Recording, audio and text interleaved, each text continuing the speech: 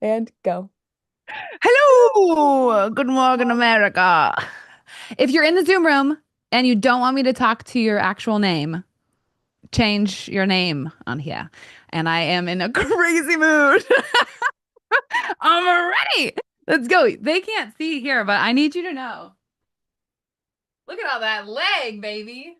Look at all that leg I'm showing. Look at that. Also, these are tights doubling as socks. And I think that's cool. They're like the tight socks. Okay, focusing. So today we are talking about how why men and women talk different and how that causes so many conflicts. Because there's a huge disconnect. There's like such a gap. And I realized this week doing my private sessions, it kept being this theme. And I was like, oh my God, we got to talk about this. Because we were taught to talk different. So how I want to start, I'm in such a good mood. Whoa. Dude, okay. How I want to start is if you wanted, when you were a child, if you really wanted to be seen as a good man, what did you think you had to be? Like, what were the qualities that you had to have? What were they? Oh, I should see the chat in order to say that. Say that on here too. In the if you're in Instagram or Twitch or Tickety Talk, also say it here. The Lion King. Okay, that I don't understand that answer. I need the list. I'm taking a pause to get the list. Protector. Thank you. Thank you. Jaime or Jamie? Oh, have we been calling you the wrong name? Yes, this is good. Protector, provider, presider, strong, stable, and in control of yourself. It's a whiteboard day, baby. We're going to make it different. And I'm going to show you how you guys accidentally end up in conflict when you are talking. Women, lay it on me, baby. What did you have to be? Also, I think my bra, yeah, I'm not going to go braless. I'm not that risky. So you just have to look at my bra, but also my back, and you're welcome. Okay.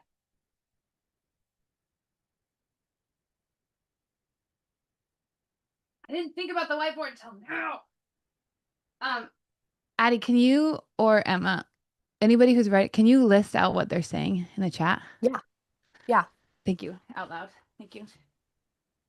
Protector, provider, strong, stable, in control of yourself, perfect, romantic. Hubby isn't here, but he would say protect and provide. Can you say if it's Uh, man or woman? yes. I think woman, soft and quiet. Man, Stan said strong and silent. Stan. Ooh, woo. Okay, keep going. Kristen, submissive and silent per my family of origin. Those are amazing. Let's see if we've gotten Okay, this is gonna see. I have a rant, but the rant's gonna be so much better if I get your words. You're gonna love this. You're gonna love this. submissive, silent, strong, Okay. protective. Yeah. The only marker of mine that isn't dry.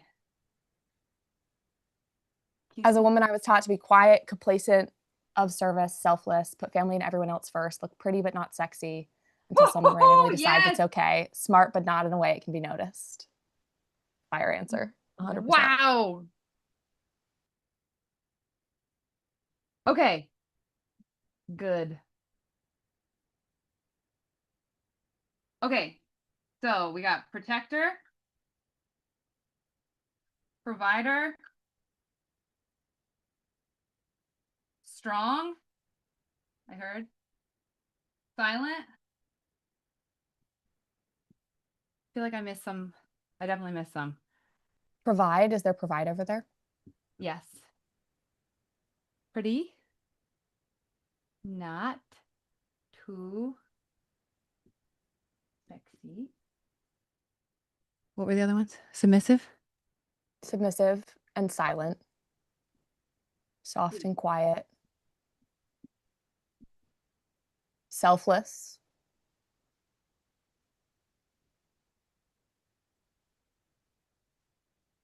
Okay. Do we feel like there's more? Looking at this, are you like, ah, I gotta throw this in here? Amy, nice. Women, To be a good woman, you got to be independent, strong, have common sense, and be obedient. Oh no, I got overzealous.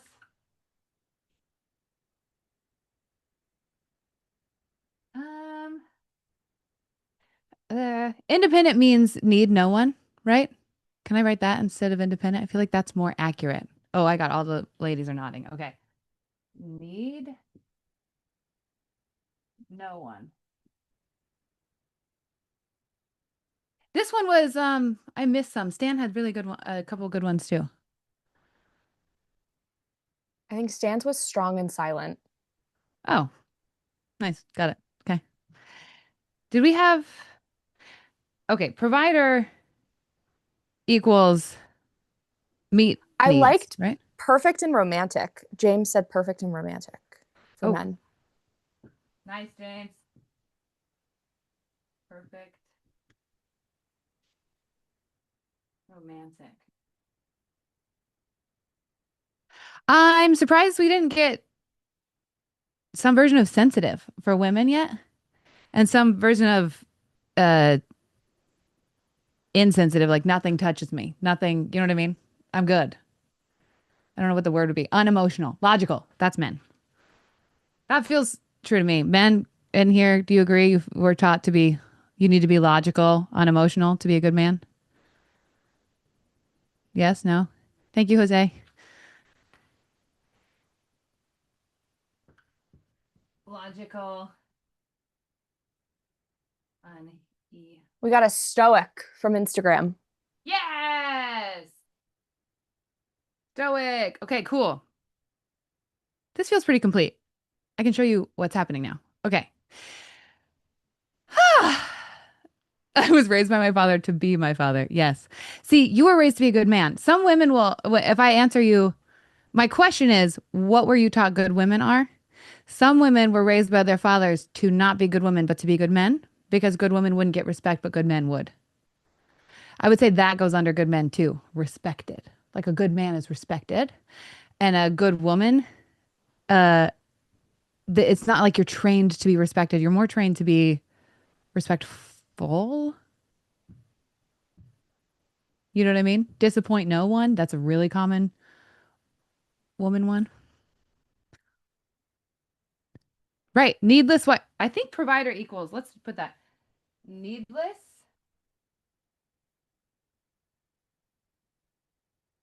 but meets everyone else's needs.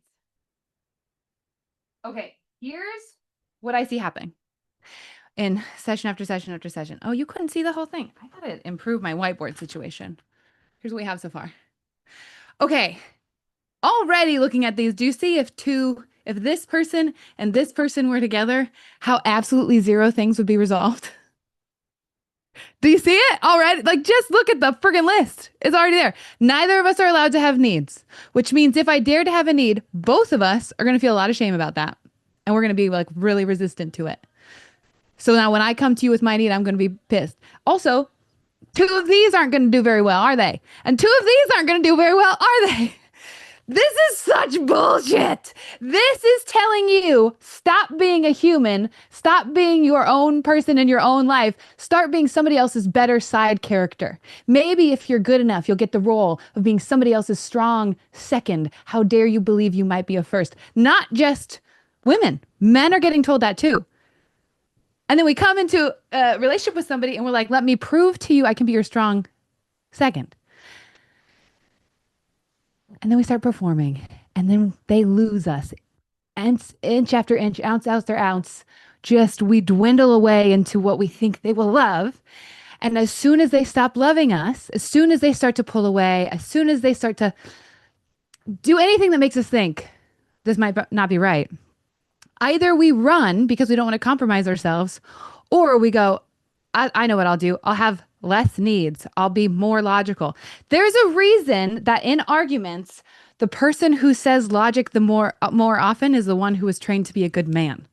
Subconsciously, what they are doing in that argument is saying, why you're being emotional. I'm being logical. When I'm logical, you should love me. That's why they do the logic thing. I know it looks like And even in the conversation at work, I want to be right though. Yeah, why do you want to be right? Because if you're logically right, where's the word logic? If you're logically right, then you're lovable again. We don't actually care about being right. We care about being loved. And especially men, we're taught you're only loved if you're right. So you better not be wrong because then they'll diss you. Then they'll lose you. Then they'll leave you.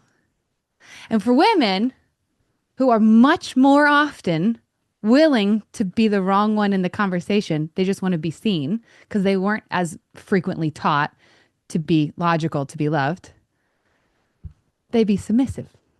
So typically women are taught to, and notice I'm not talking about sexuality. I'm talking about the way our culture trains us to stop being ourselves and instead be one of these advertisement roles. Women enter in going, I have a feeling and I just want to feel not crazy in it. I want to feel not alone in it. And the man goes, but I did nothing wrong. Still love me. If you were taught to be a man. And so men will think a woman saying, I have a feeling is a woman criticizing them and saying, you've done something wrong. Do you see what I'm like? It just vicious cycle away. Which is why I think I freaked out about connection and attachment already on here with my whiteboard with the arrows. Didn't I do that? I can't see you because I switched to grid. No, I No, didn't you do that. haven't done that here. Okay, fabulous. So that's what, well, no, here we go again. Everybody has to be patient. When we do a clip of this, they can fast forward through all of this. Okay. So screw this. Hate this. Hate it, hate it, hate it, hate it. Hate, hate, double hate. Loathe entirely. That's a Grinch quote. Jim Carrey. Best Jim Carrey role of all time. Hate, hate, double hate. Loathe entirely. This is why I say curiosity cures everything. Like if you can start being like, who are you under the role? When your role comes up, it means you think, I'm rejecting you, judging you. So who are you under the role? What do you actually need? That curiosity is so powerful. Back shot. Ooh, ooh, ooh. I should start working out and get those like back abs that one Olympian had. Okay. This is my favorite thing. I'm gonna wait. I can't believe I didn't think of this solution before. Oop. I put the bottle under the desk. Breaking things. Okay. I'm going to show you what to do instead. Okay. Here's what the roles are. Every time you perform, every time you sacrifice. The thing is, every time that I sacrifice my needs for my partner, honestly, anybody in my life, I felt so amazing. I was like, I'm the best person in this relationship because I'm choosing to put myself last. I am doing good. I'm doing a great job. And it started to not work. I felt bad. I didn't like the relationship. I was blaming the other person because this is what we all learned. This is you, man or woman, gender neutral. Okay. Now you've got friends. Let's say you have here's your spouse. Here's your kids, theoretically.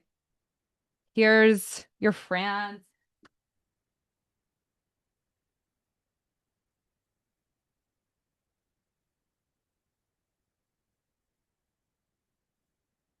This is your church or something.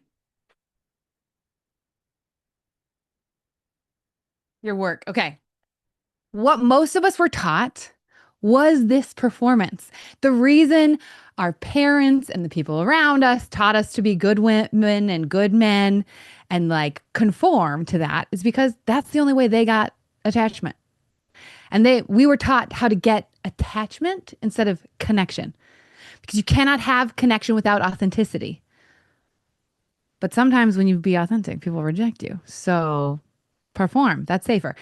Do, give, right? So you give to your spouse. You give to your kids. You give there. You give there. And at first you're like, these are the weirdest arrows of all time. Let's give a little better. At first you're like, look how amazing I am. Because that's a lot of out. And at some point you start to resent everybody because for the love of God, I'm doing all the things. A lot of us were taught emotional bank accounts essentially. So you're like, Here's the list of things I have given you. Give. I'm tired. I'm exhausted. I just want love. I did this on some level for love. I'm not getting it back. I need to get it a little bit back. So then we got their list. They start to get back. And you're like, oh, thank God. They're actually giving me back some love. That's fabulous. Yay. Getting a little list of their own down here. And pretty soon you go, oh shit, they're giving me more. Oh no, now I have to give more because I better make sure I give more than them. And you know what? They probably don't feel like they gave me as much as I feel like I've given them. So I better double down my efforts to make sure they know I'm giving more than them so that they'll stay in my life. So then we continue. I continue sacrificing my own feelings, sacrificing my own needs, sacrificing my own wants, not telling you what I feel or what I need or what I want because why would I do that? I don't want to lose you. So these arrows get bigger and bigger. I do more, I give more, I move your air conditioner for you. I whatever. Every time you give to me, I give more. You give me more. Now I start to resent you for giving to me. Because if you give to me, God damn it, now I have to do more. If you have a problem around me, no, now I have to fix the problem. I'm already empty. This is the attachment framework. This is where I see people come into my office being like, nothing's working. When I do the good things, it doesn't work. When I do the bad things, it doesn't work. There's no winning in this. Yeah, wrong framework. Okay, this is my favorite. Is this making sense? Somebody give me feedback. Can somebody give me a little reassurance? Are we following this? Thank you, Jose. I'm a little bit like, am I just screaming at a camera? Okay. Is this making sense, Lindsay? Thank you. Okay. The problem with this is that I resent you to the level that I sacrifice myself for you. So what's the difference between sacrificing and giving? This is all so I can get connection, so I can get attachment. It's in pursuit. And it's not working. I'm tired and I'm exhausted and I'm empty. And it feels like if I stop, I lose everyone and everything. Why would they even be around me? If I don't keep prioritizing your emotions, prioritizing your needs, I lose everyone. So what's the alternative? This is the gorgeous alternative. Authentic connection. This is the difference between sacrificing and giving. It's I give from an overflow, right? When you're feeling shitty, you treat people shitty. When you feel loving, you treat people full of love. It comes from this overflow of love, and I give to you. But I'm not doing it to earn anything back. I just happen to feel loving, and I really love you. And then you are giving to me like this. But it's synergistic. It's what humans were meant to do. Feels like literal magic when you figure out how to do this because it does not drain you to sit on the couch and emotionally attune because there is no job. Your job isn't to fix their problem, to give them advice, to make them feel better. It's just to lovingly witness them, to love and accept them. The hard work of that is letting go all of the things you think you're supposed to do in order to earn the right to connect with them.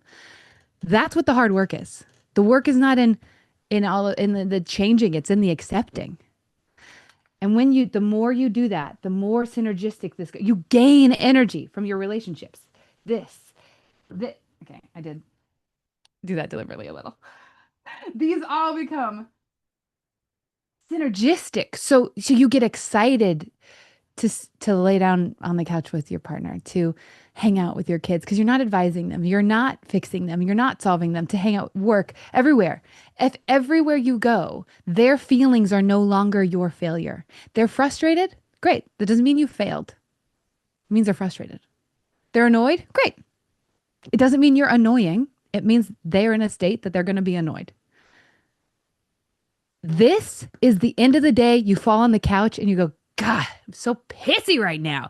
And your partner goes, me too. That's it. Maybe you talk about it. Maybe you go, yeah, it makes so much sense. I mean, this is the thing we teach in Repair Lab, in Open Gym. This is the thing that we are radically trying to spread across the earth because it's so freeing. You get to have differences and be loved for them. You get to be loved for, I'm happy, you're mad. All right. Cool. Of course you are. I hear that you're feeling upset. That makes sense to me because of this. What else am I missing? I hear that you're feeling really happy. That makes sense to me because of this. What else am I missing? That is actively choosing. I'm just going to lovingly witness you instead of try to change you. I'm not going to try to change your feeling. I'm not going to try to convince you to have a different feeling. You are allowed to feel exactly what you feel for the love of God. It's there for a good reason. And if I have the capacity to be curious at all, I want to be curious about the good reason behind your feeling, not how do we get rid of it. That's connection. That's synergistic. That's fueling. That's electrifying. That is the difference between trying to be a good man and a good woman and just being you. And that's what everybody wants. That's the thing that keeps happening in my sessions that I see over and over again.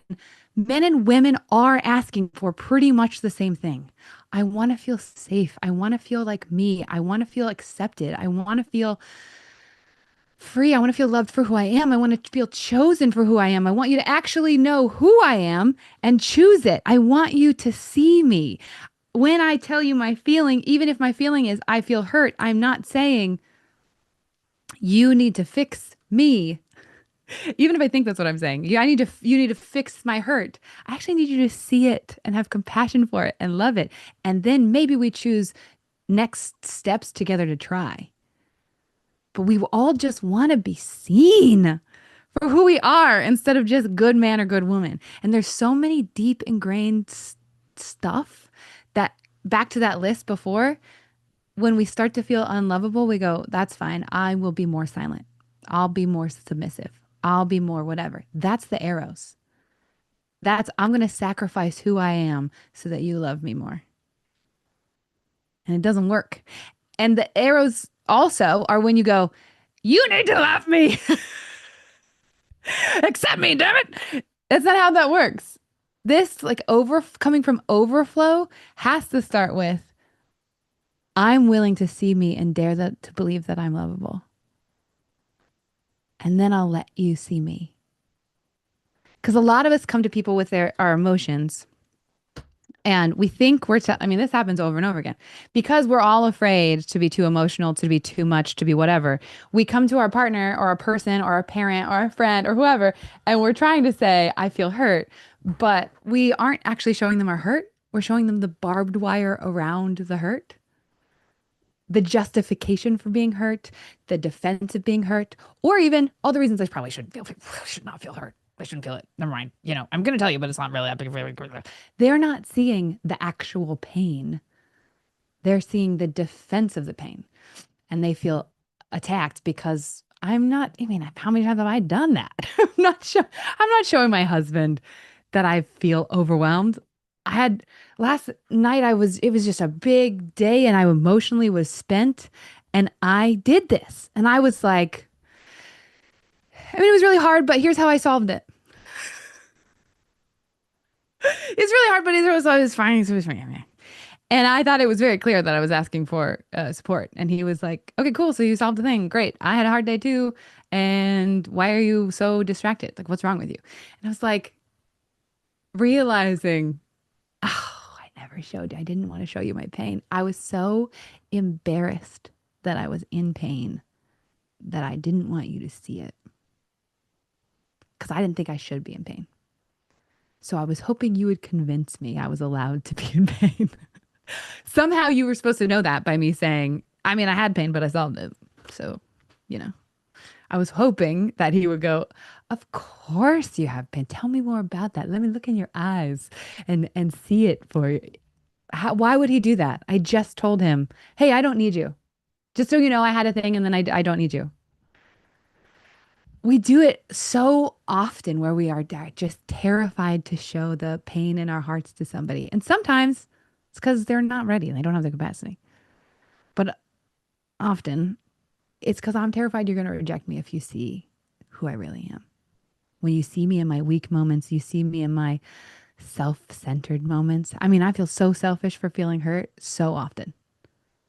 I'm like, you had an experience too. We should focus on that. It's so selfish of me to dare to be hurt. That's why would I do that? That for women is we were taught, be a good woman. Don't be a burden. Don't put your emotions on somebody else. Don't be too emotional. Same with men. Take it all on your back, find a solution, provide, protect. So when I'm trying, so then it's received as a burden because they're supposed to fix it. This bullshit good man, good woman stuff is really ruining relationships. And how we heal it is in relationships. You got to get triggered and you got to get curious and you got to look at yourself and be like, damn it, I fell into that thing again. I got so SEEN scared that you were going to judge me for seeing that I was in pain. I was embarrassed that I had pain at all. I was expecting you to reject me, SEEN, expectations. I was expecting you to reject me if you saw the pain that I was in. I was expecting you to not want to hold it, to think that I was too much, to then try to fix it. And I expected myself to not have any pain or any problems and just be able to show up and lovingly hold your emotions and be there for you. I haven't even thought about my needs because I shouldn't have any. It's a doozy being a human in this world. And I'm so grateful. I just got struck by a wave of gratitude for how many of you are here, daring to question it. You know what I mean? Like you're here thinking about this stuff, caring about this stuff, caring enough about you that maybe you'll get to feel loved. Maybe you'll get to feel loving. Maybe you'll get to give from overflow instead of obligation. Maybe you will take it's a rebellion. It is daring to actually authentically connect is such a rebellion against what we were taught because we were not taught to connect. We were taught to perform and to earn. And if you are here and you've ever connected with anything I've done, you're a friggin' rebel. And you are actually trying to learn how do I actually authentically connect? And that is electric. It ripples through the world around you. And I'm just really, really, really grateful that you're here. Okay. Woo! My rant is over. How long did I rant for? I blacked out, I think. Done ranting. 28 minutes. Woo! Pretty good. Okay. She went all. Okay. So the way we do GMA is Q&A, and I would love to hear questions that you have. Our theme today, if you didn't catch on to it, is why women and men talk different. Oh my God, I just had another thought. This is a really common one, and this is one of the things I wanted to say. Men were taught to talk in sentences, women were taught to talk in questions. So this is like a key. Provide, protect, fix, have the answers, logical, unemotional. None of those say, speak gently and ask a question. It's just you say the thing. And then if somebody has something to say, they'll say something back. Women were taught, be gentle, be submissive, to be a good woman. To be clear, 'cause some of us women were taught to be good men. And then there's a whole battle inside of us on which one we're supposed to be today. And probably same for men to some degree, although most men were taught the worst thing to be as a woman. But women, to be a good woman, were taught asking questions, talking questions, be gentle, make sure they actually want to hear you. Don't be too much. Make sure you make sense. So when men and women are talking in whatever context, often women are like, screw these men. They're not curious. They don't ask a dang question. They don't care about anyone. What's wrong with them? And the men are like, yeesh, they're so emotional. They always criticize me. They say I'm doing something wrong. I don't know what even it is. Yeah, because women are like, okay, here's the question, the way I was taught to ask. And men are like, don't ask a question. You don't want to look stupid. I'm open to suggestions and I'm open to thoughts. If you have one, you will tell me. Period. Here's a sentence. It's really vulnerable for a lot of men to ask questions because they were taught to be a good man. You got to know shit. You got to be the smart one. And that caused a lot of problems because then women are like, well, I want to talk with you. And men on some level, they don't even realize if you were really trained to be good men, then if a woman is coming back, you're like, don't disrespect me. Dan and I had this early on. We were dating and he was talking about something from IKEA, I think. And we were walking down the sidewalk and I was like, I don't know. I don't think that really makes sense with this thing, that with our goal. And Dan was so mad. And it was really confusing. He was like, he's like muttering. And I was like, what just happened? I feel like we were just trying to have a conversation about ideas. And I said, hey, I don't know why we're doing that. What about this? And then you got mad. What did it feel like? Did it feel like I was disrespecting you? He was like, I mean, yeah.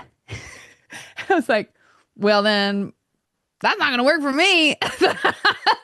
That's not how I want to do this. I want to have an opinion. I want to talk to you. What did you think? Do you think I was dissing you or what? And he had this like, it was really, it was, his face looked like this. Oh, oh no. He had this whole breakdown moment of like, oh my God, I was taught. And then we had a whole conversation about this. I was taught you don't love and respect me if you respond with your own question or opinion, especially a question. The question why is he's like, ah, see, I knew it. You're saying I'm stupid or I didn't think of everything. We're unwinding that actively still. It's constantly progressing. But of course, because he was raised to be a good man.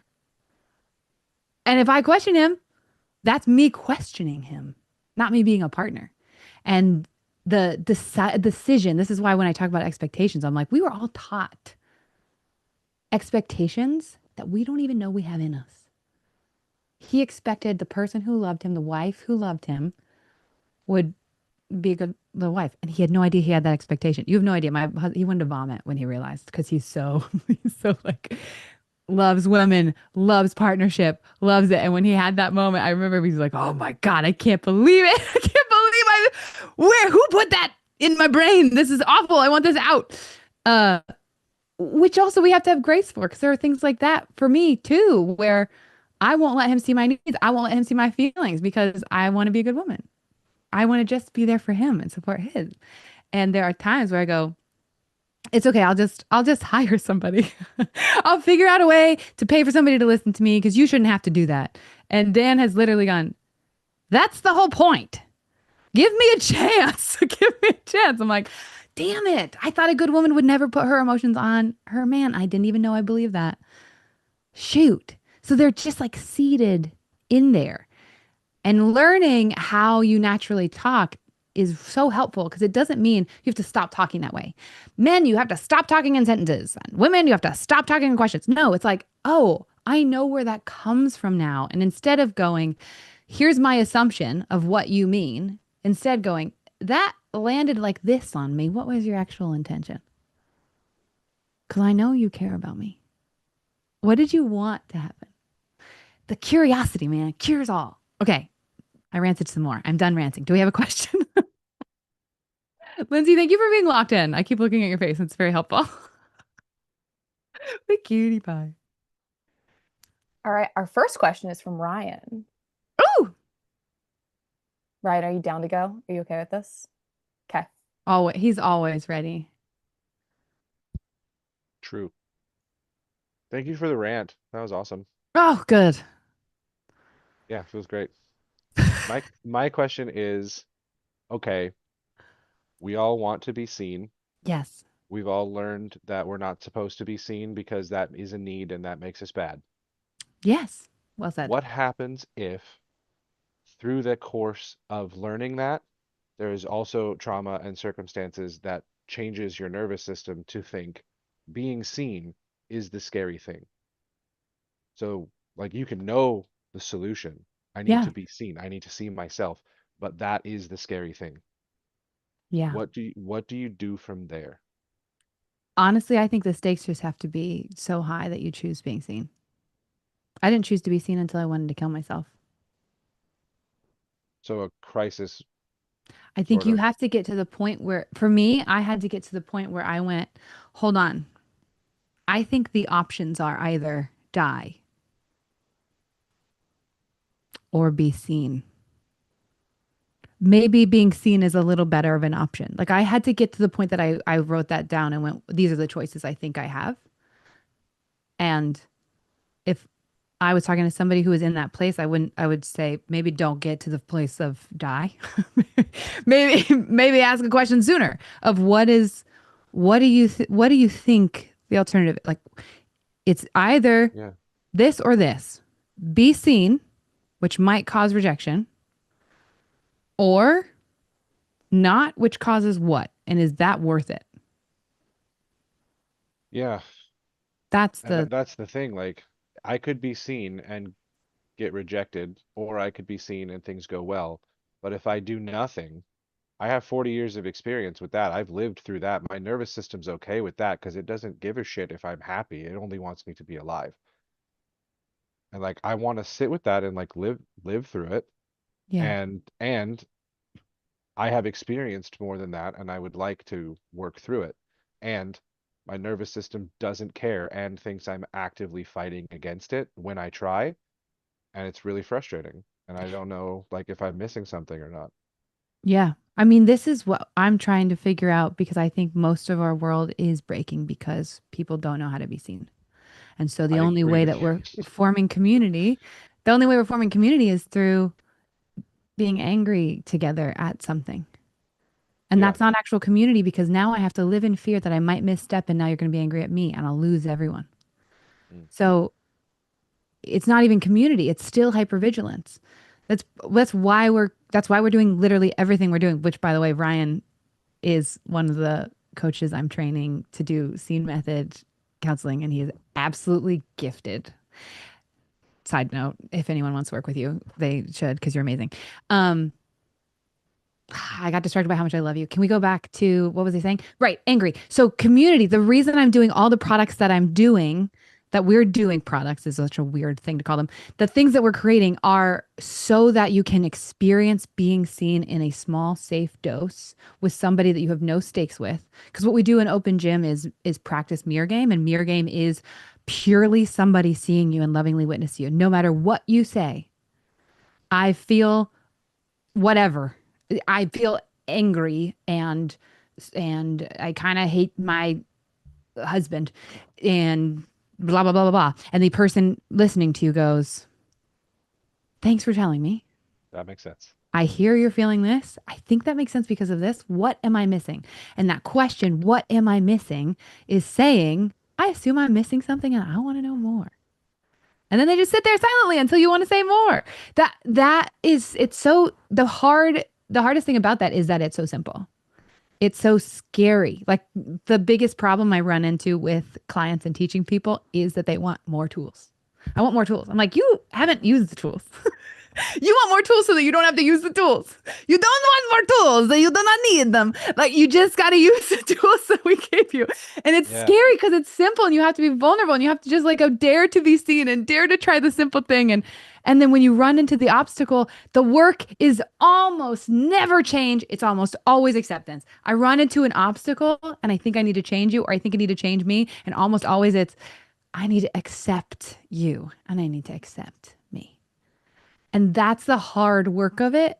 And so we try to overcomplicate it and add in more tools and add more things.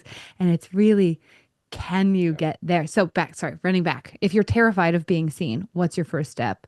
That's why we're creating everything we're creating, is because I want to figure that out for people so they don't have to get to the point that I got to before they start loving their lives, before they start daring to be seen. So open gym is structured in a way that you come in, you're talking to a stranger, but you know the stranger's going to follow the script and they're just going to see you. They're not going to be a therapist. They're not going to solve anything.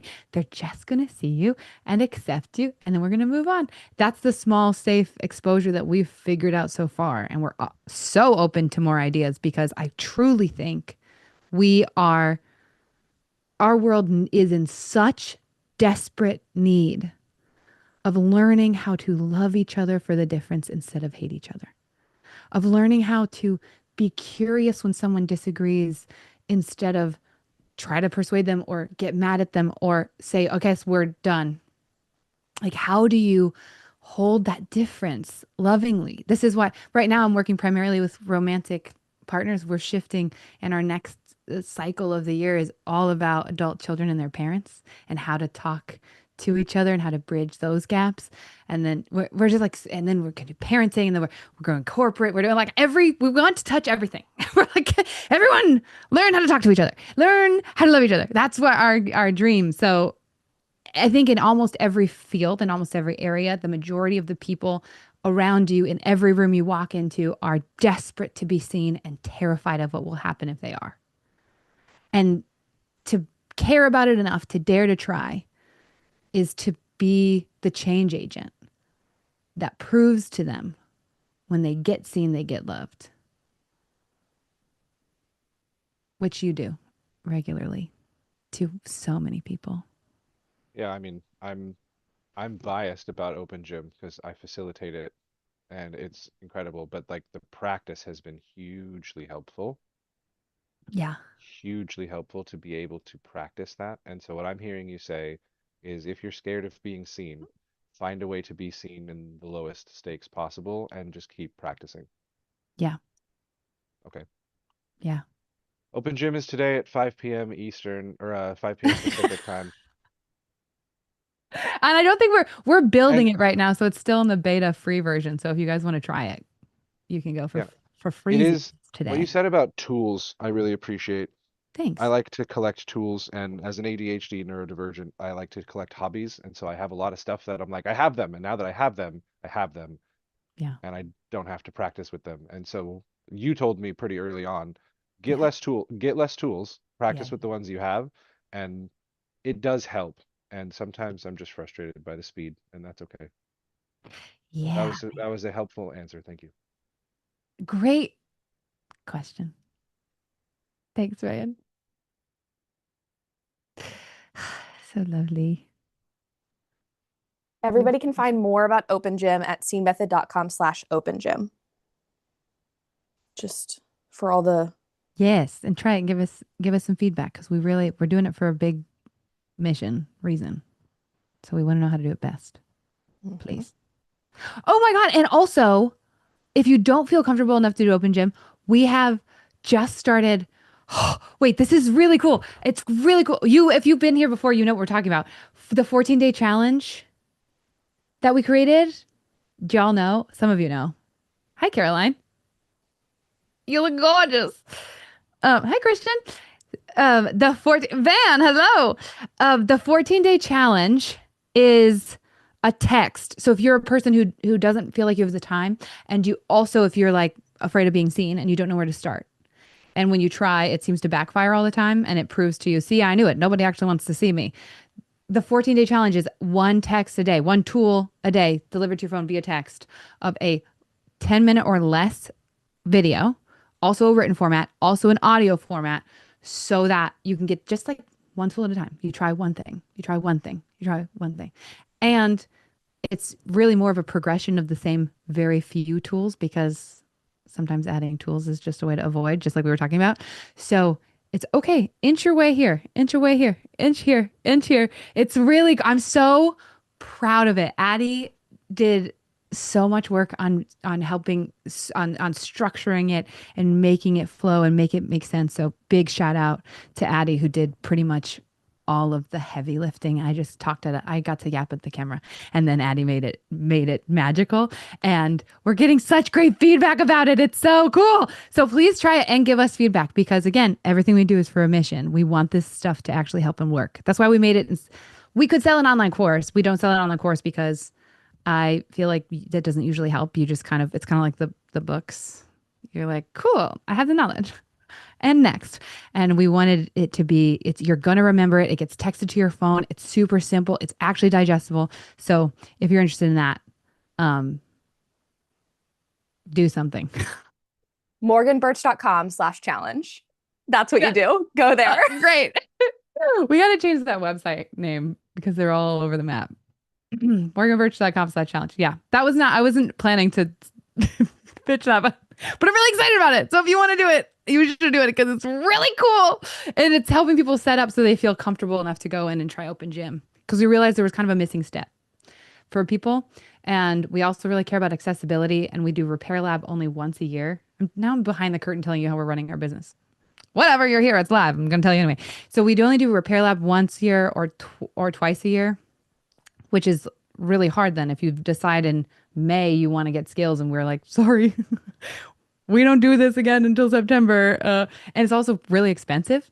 So we wanted something that was more accessible and gave a step between jumping jumping in the deep end and suddenly you're practicing tools you haven't actually learned yet. We're like, okay, what would help people feel more comfortable and give them things that they could use in their life and they could reference a lot. So that's where we built this from. That was fun. Wow. I'm all over the map. We got a question? Yes. Cool. Kristen, I don't think I told you that you were up next, but is that okay? Oh, look at this. Oh, Perfect. the The host has lips, the unmuted glasses, you. the hair. Come on. Give me a second to take you in before you ask me your question. Wow. You look Yes, fabulous. I took a shower for you guys. So Honored. I'm honored. awesome. Thank you for having me. Oh my gosh. I feel like I'm kind of the queen of jumping into the deep end because I'm actually really shy. And so this is like, Yay! but oh gosh, you guys, you're just so wonderful. Like how life-changing that you do this and you Mm. give this to all these people. And you know, healing is possible if you tap into the right conduit. Yeah. Ooh, conduit. That's fun. Yeah. Yeah. Yeah. Yeah. So a little bit about me. I'm newly diagnosed with severe ADHD. I'm also on the spectrum, and I have all the Lexias. So I might say something opposite of what I mean. Mm. So if we're talking and I say Wow. something and it feels flipped on its head, it probably is. And feel free to just ask for clarification and I will provide it. Oh my God. Communication queen. That was beautiful. um, so my question, speaking of diving into the deep end, I've been taking vocal lessons from this coach who's fabulous. And one of the things that I really want to do is share my voice, not to be famous. I don't care about that. I don't care about the money. I think it's part of my evolution and my path and being seen because, oh, I'm going to get emotional because I haven't been seen Mm. because I didn't see myself.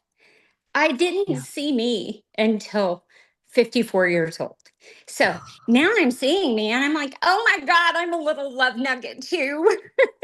Yes.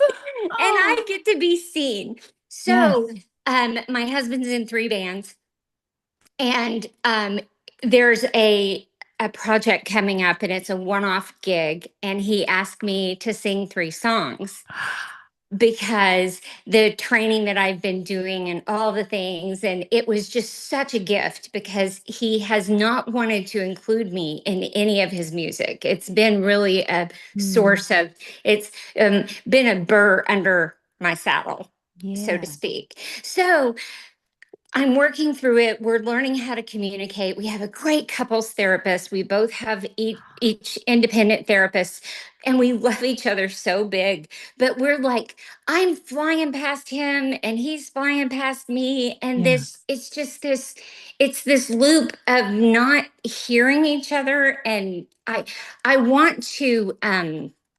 There are things I need to be accommodated as a guest artist and real, important things. And when I ask him for those things, it's an immediate dismissal. It's just, Mm. why do you need that? And I've watched him for 17 years have guest artists come sing, Mm. and he's transposing songs, he's learning new songs. He's Yeah. like, "Oh, we need to get this pedal for this song."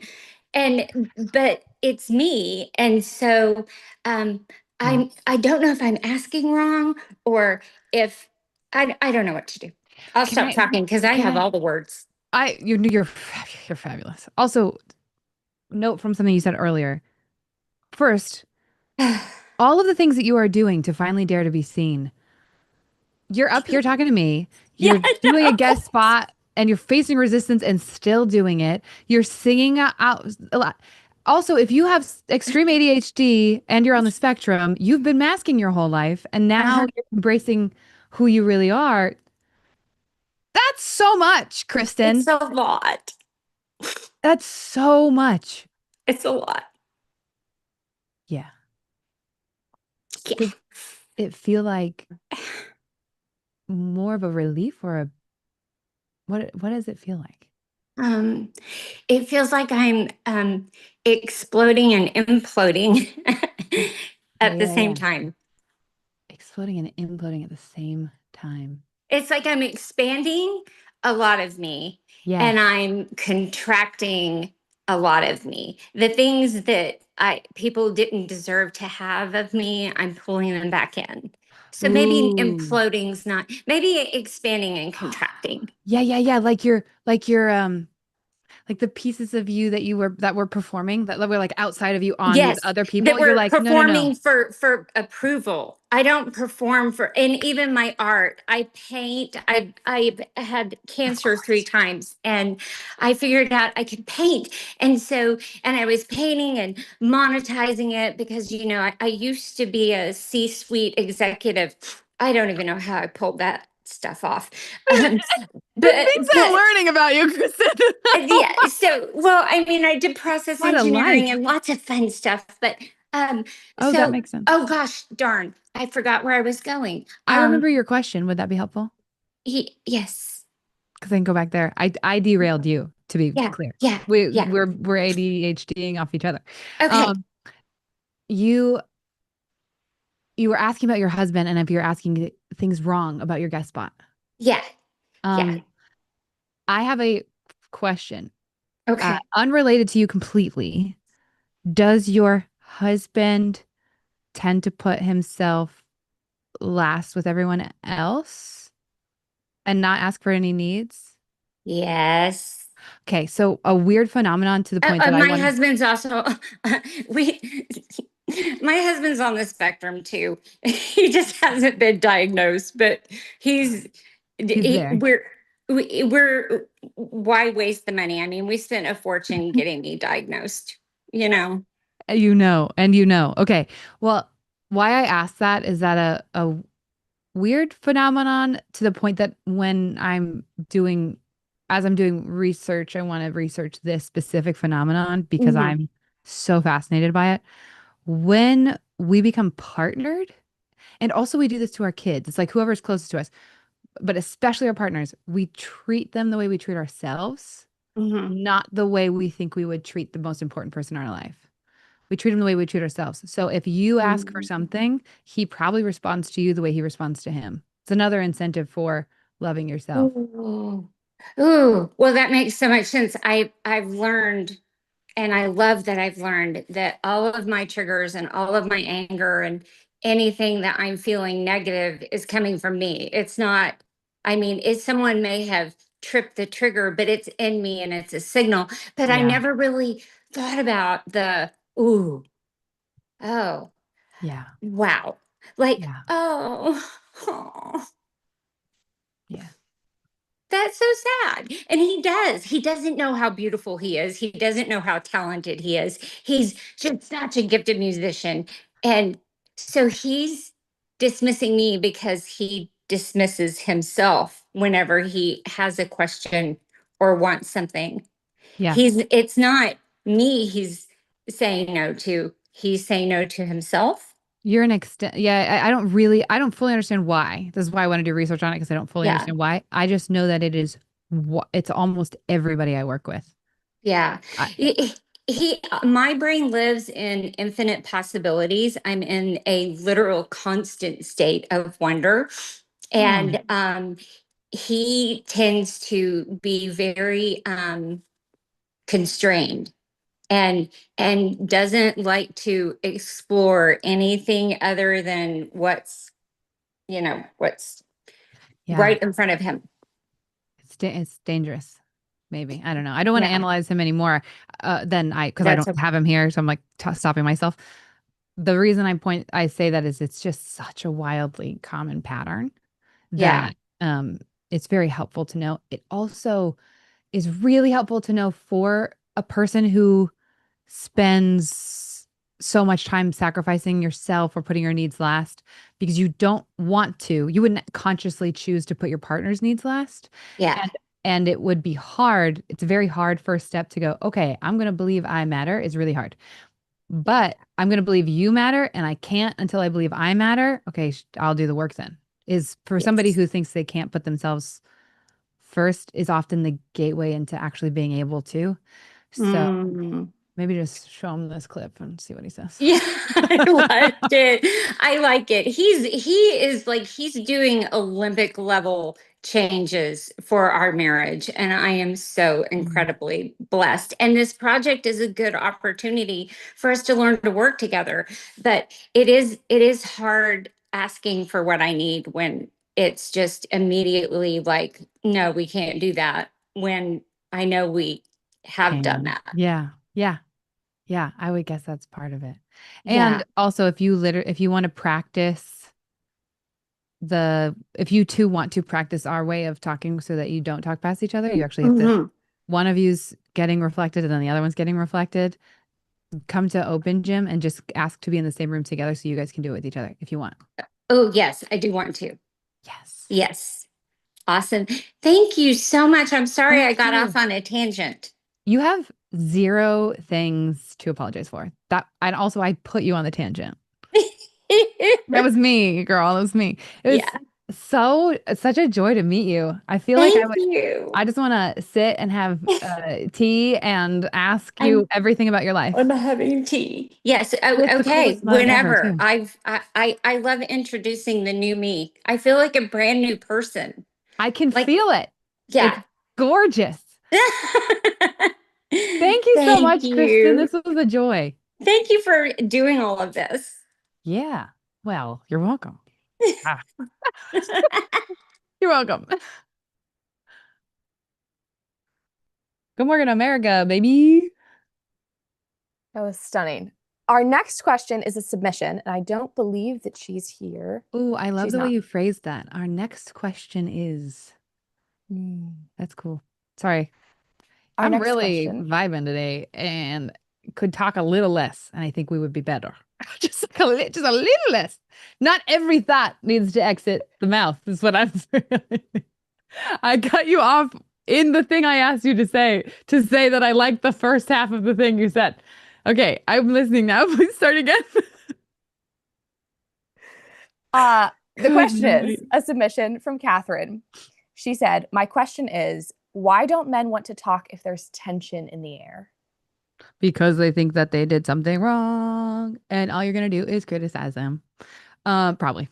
I mean, that's an assumption, but usually, go back to the list. Have no needs, logical, protector, provider. I don't think dependable was on there, but it's on there. Stoic, uh, strong. Like, if there's tension in the air, why would I talk? We're just gonna talk about how I failed, and that makes me unlovable. Is usually that's the why. It's not us giving you a solution. That's the explanation. There's a lot of fear under there. And here's the other trippy thing. You're not supposed to be scared as a man. So you can't even admit that you're scared that the person's going to criticize you, or you're scared that they don't love you, or you're scared that they don't think very highly of you, or you're scared. They do not think that it will end up well for them. They can't seem to get these conversations right. So why would I talk about it? Sitting in tension is safer than relieving the tension. Because when we relieve the tension, it just falls in my heart like a knife and I can't do anything about it, is usually the why. Love that. From Instagram, we got a question. I wait for him to show me love / ask me first / make me feel valid or make me feel valued. How do I do this first in a safe way? How do I show him first? How do I ask for it first?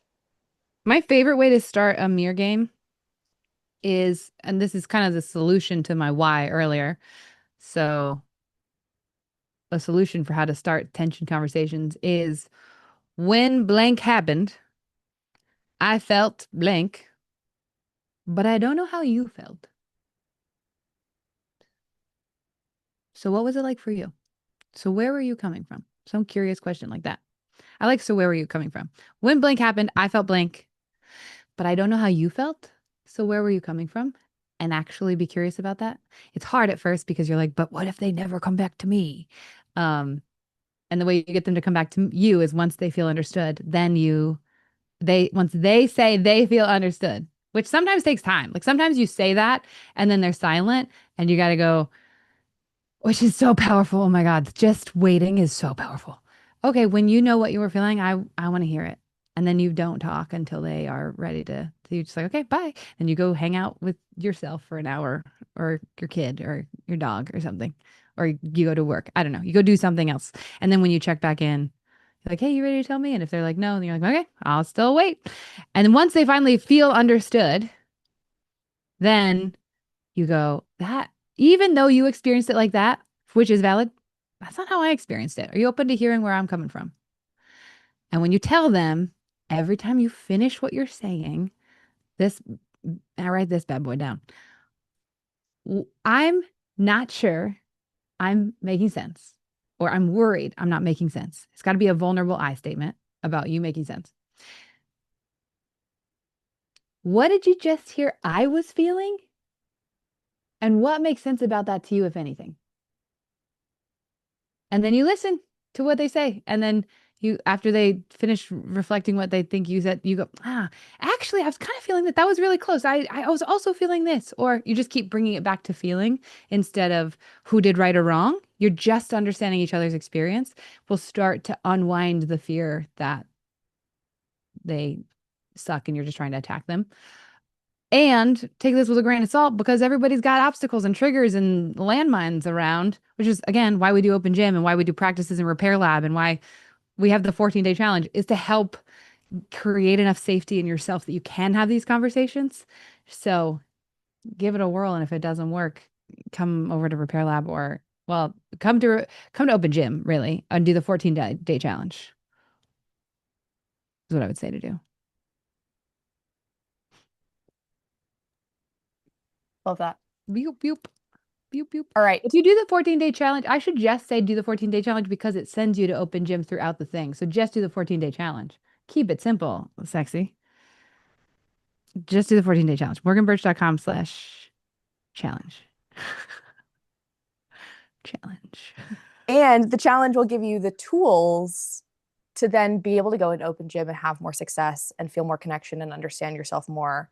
Yes. The 14-day challenge is really.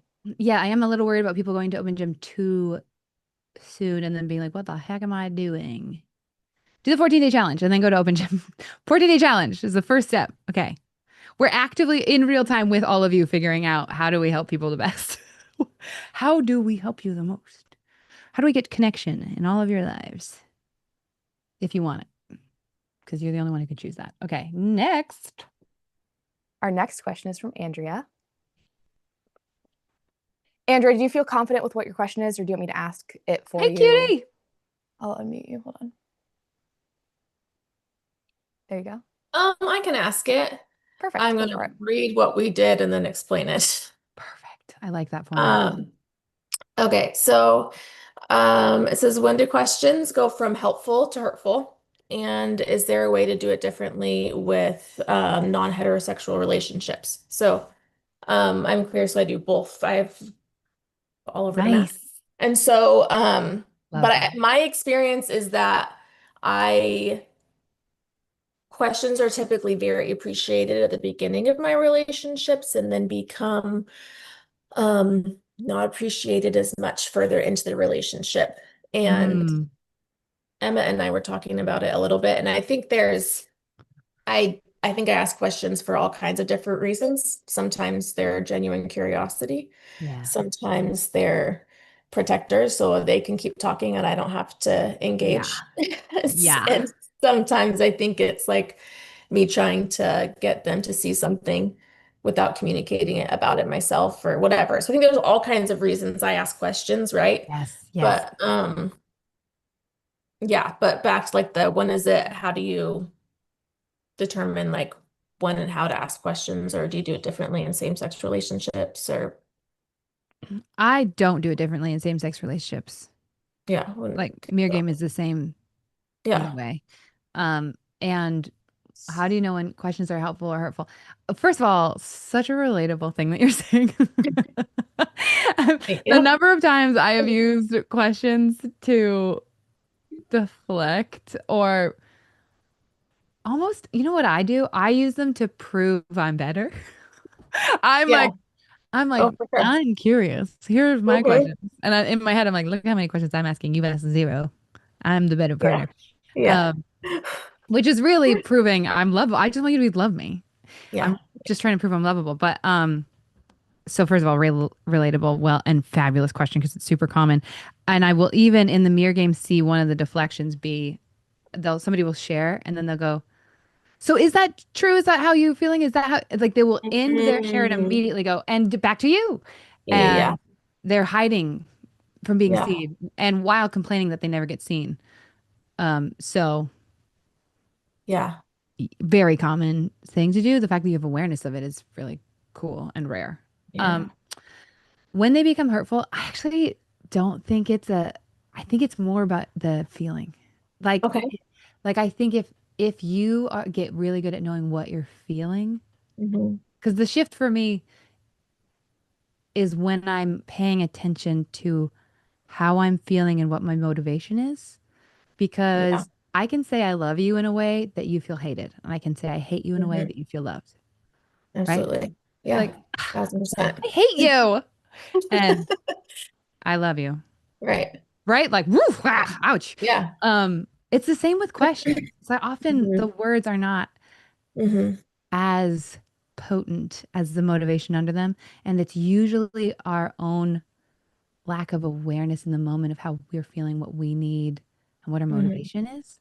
And Yeah. so usually it's just touching back in, touching base with yourself and going, Yeah. what am I actually feeling? Yeah. Yeah. And I've grown up in an environment where doing anything but perfect is not acceptable. So Ugh, even exposing that, yeah, like I'm trying not to cry, like even exposing those things to someone in the moment is like yeah, I messed up and that's how do I tell them that, you know? Um, that's like a big thing I'm working on right now is like it's okay to mess up. That's acceptable behavior. We all do it. yeah, But in the middle of conflict or even just questions or anything, letting those walls down and revealing that is like feels almost impossible sometimes. yeah. And and you also don't have to do it in the moment. You're not Yeah. failing by having to do it later right now. Yeah. You can't, if you helicopter to the top of Everest, you die. It's too dramatic. You gotta Yeah. Too climb. much too soon. Yeah. Yeah. And you can't choose your first response. Hmm. You don't have the option. That's not even on the table. You don't get to choose that. You get to Yeah. choose your second. So right now, if your first response is a deflecting question and not aware, not being aware that you have the motivation of hiding or whatever, great. You're right on track. And then later going, oh shit, I did that thing. Yeah. Well, what if so I realize it, and lots of times I think I do realize it in the moment, but That's the hard part. admitting that is the part where it's like, okay, how do I pivot in this moment away from what I just did? What I do is how do I do that without exposing that I just did that? That's what I do right now, right? Like, how do I pretend like nothing happened here? Yeah, And it wasn't me. Oh yeah, yeah. yeah. I have to do a double repair often because I'll and one part of me does know that I'm doing it, but one part of me does not know I'm doing it. Mhm. And I'll be like, okay, now that I understand your pain, but you misunderstood my intention. I was actually being very pure with that question. And this is where I was like, I'm Right. rewriting the story where the facts are still true, but, and being able to Yeah. admit, yeah, you're right. I was ready. I was fighting. Mhm. I was ready. A makes them Mhm. trust it. I know it makes them trust me so much more, but that Right. often is second repair for Mhm. sometimes for me to go. Yeah. All right, you're right. I did it. I did it. You're right. I I did do that. And one of my favorite stories of all time, it blew my mind. Mark Groves, who does Create the Love, he Mhm. is one of my good friends, and he was telling this story about his now wife, and he was trying to win her back. And he buys a plane ticket for her to come visit, and she was really hesitant, and then she finally said yes. She shows up, and he's starting to get frustrated with her because she wasn't committing to being in the relationship because he's starting to win her back and he's getting Hmm. frustrated. She goes, I feel like I didn't want to take this because I was afraid that you'd have the expectation that it meant more than it means. And Hmm. I feel like you're proving that true right now. And this man goes, ah, shit, you're right. I did have that expectation. I heard that story Hmm. and I was like, how Hmm. the hell did you admit? I would have taken me days of going, no, I never thought that ever Yeah. once in my whole life. I'm an angel baby. I would never. Um, Yeah. and getting to that point is one of my goals of being able to go to admit when I had an Yeah. intention that I'm ashamed of. And Yeah. part of that is where I get the scene acronym is the scared, embarrassed, is asking myself in each moment, okay, what am I scared of and what was embarrassing about that? And I'm embarrassed to have a bad intention because I'm scared it means you won't love me anymore because you'll find out Mhm. I'm bad. I'm Yeah. actually selfish. I'm actually evil. So when you're doing your like recon with yourself after, I would Mhm. be so curious to hear what you are scared of and embarrassed about in that moment because it feels like you already have the answers. You're saying them Yeah. to me already. And if Yeah. you could start there, then saying that to somebody is Yeah. really hard. Not, it's so lovable Yeah. to hear. I'm really embarrassed that I had that Right. intention. It's like, oh, yeah, okay, I get that. Yeah. Yeah. Yeah. It's a great way to start a sentence. Yeah. Yeah. Okay. What are you thinking? Looking at the Oh, face. I'm just thinking if there's any other questions I have about it. I'm also thinking about it in the context of my last relationship, and that's really complicated. So I'm thinking about all these different examples, like that are not on like off topic. Um, Yeah, fun. so, Not huh? fun, but I was like, oh, fun. Like, I Yeah. want to hear everything. I know this is Yeah. not the format for that, but I also am so curious. Curious. Yes. Just kills me. I have to do this in sessions a lot too. I'll stop myself and be like, hold on, is my question for you or for me? Right. Tell me Do, more. do I just want to know all the tea about your life or is this a helpful question? Yeah. Yeah. Okay. Gotta go back. Yeah. Yeah, so I think I'm trying to think if there's anything else deeper. So, Well, I okay, actually so have a question for you. yes. If I can't ask. Yeah. Um, how do you, when you think about using the, using anything from the conversation we just had, Mhm. what do you envision happening, either working or not working? Well, I think coming back to it, I think when I'm not in the moment, not related to this, but in other situations, if like I'm need to repair something outside of I can be pretty good about like coming back to it when I'm like things aren't heightened, right? When my nervous system is back to baseline. So I'm hoping that I could transition that into just doing the same thing with this type of thing and being like, actually when I asked that question, my intention was not what I said it was. I think Yeah. I could do that outside of that environment. Um, Yeah. outside of that moment. I think my question is in that moment, how do I genuinely pivot from it if I know I can't talk about that in that moment, but how do I like No, don't do that. You can't pivot in that moment. Are you kidding me? That's like an explosion happening and you're like, so how do I get the smoke to be smaller? You're like, you don't. You wait. You got to okay. pause, baby, pause. Yeah, I'm a huge fan of taking a pause because in that moment something big is happening inside of you Yeah. that Yeah. deserves it is an explosion and the smoke needs to Yeah. settle. And also, no one else, it's not going to help you if it's falling on top of somebody else, Absolutely. right? Yeah. You don't want 1000%. shrapnel to hit someone else. So it's Huh? like, Yeah, it's not fair. oh, okay. Back to one of my favorite things to say. I'm feeling this, and this is how I'm going to go care for that feeling. Yeah. Is, oh, I'm feeling a lot of big feelings. I gotta take a minute, Yeah. and I'll be back.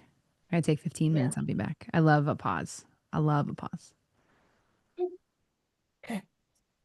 It also proves to your body that it's not urgent. One of the most important powerful things about pausing, it's the same as if you've ever been in like an angry text exchange and they text you and then, or an email or whatever, and Mm-hmm. then you're like, what's my perfect response? And you're writing the perfect response and then you stop and you Mm-hmm. go, you know what? I'm going to walk away. I'm going to go outside. I'm going to get coffee. I'm going to hang out with somebody else.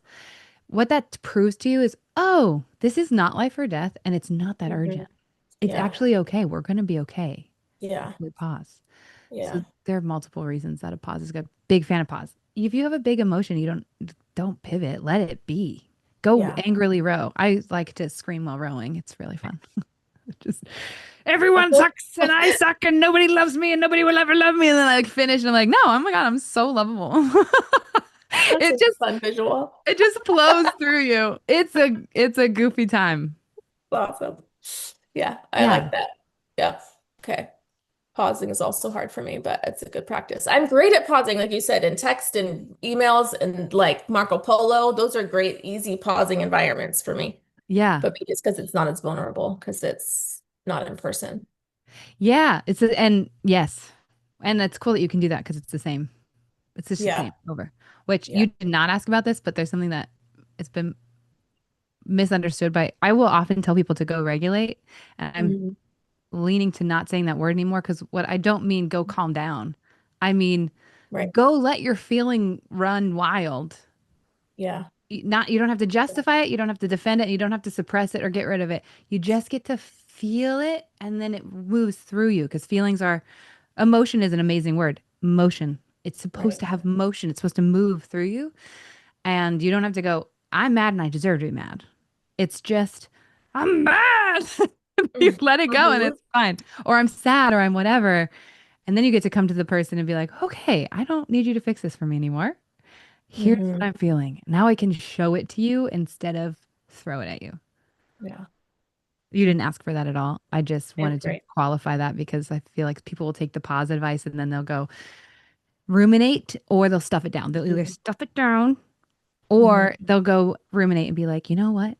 And another thing, people are awful because of this and you are, and that's not helpful. Yeah. Yeah. No, I think that's great. I think that's really great. Yeah. Thank you. Thank you, Andrea. It was so fun to talk to you. It's really Yeah, nice you to meet too. you. Yeah, nice to meet you too. I've I'm been so here once before and this is great. I'm distracted with a little one, but it's fun to sit in and listen and You were participate. shockingly focused given the little one walking behind you. He's just listening to music happily, so How we're old good. is he? He's 7. 7. Wow. Yeah, he's Cool. on spring break. So, Fun. My son yeah. is 1 year. Oh my goodness. That's Yeah, a he's fun age, exhausting fun age. very fun age. He's such a cute patootie. Yeah. Yeah. Oh, I love it. Awesome. Well, so nice to meet you. Thank Nice you. to meet you. Bye.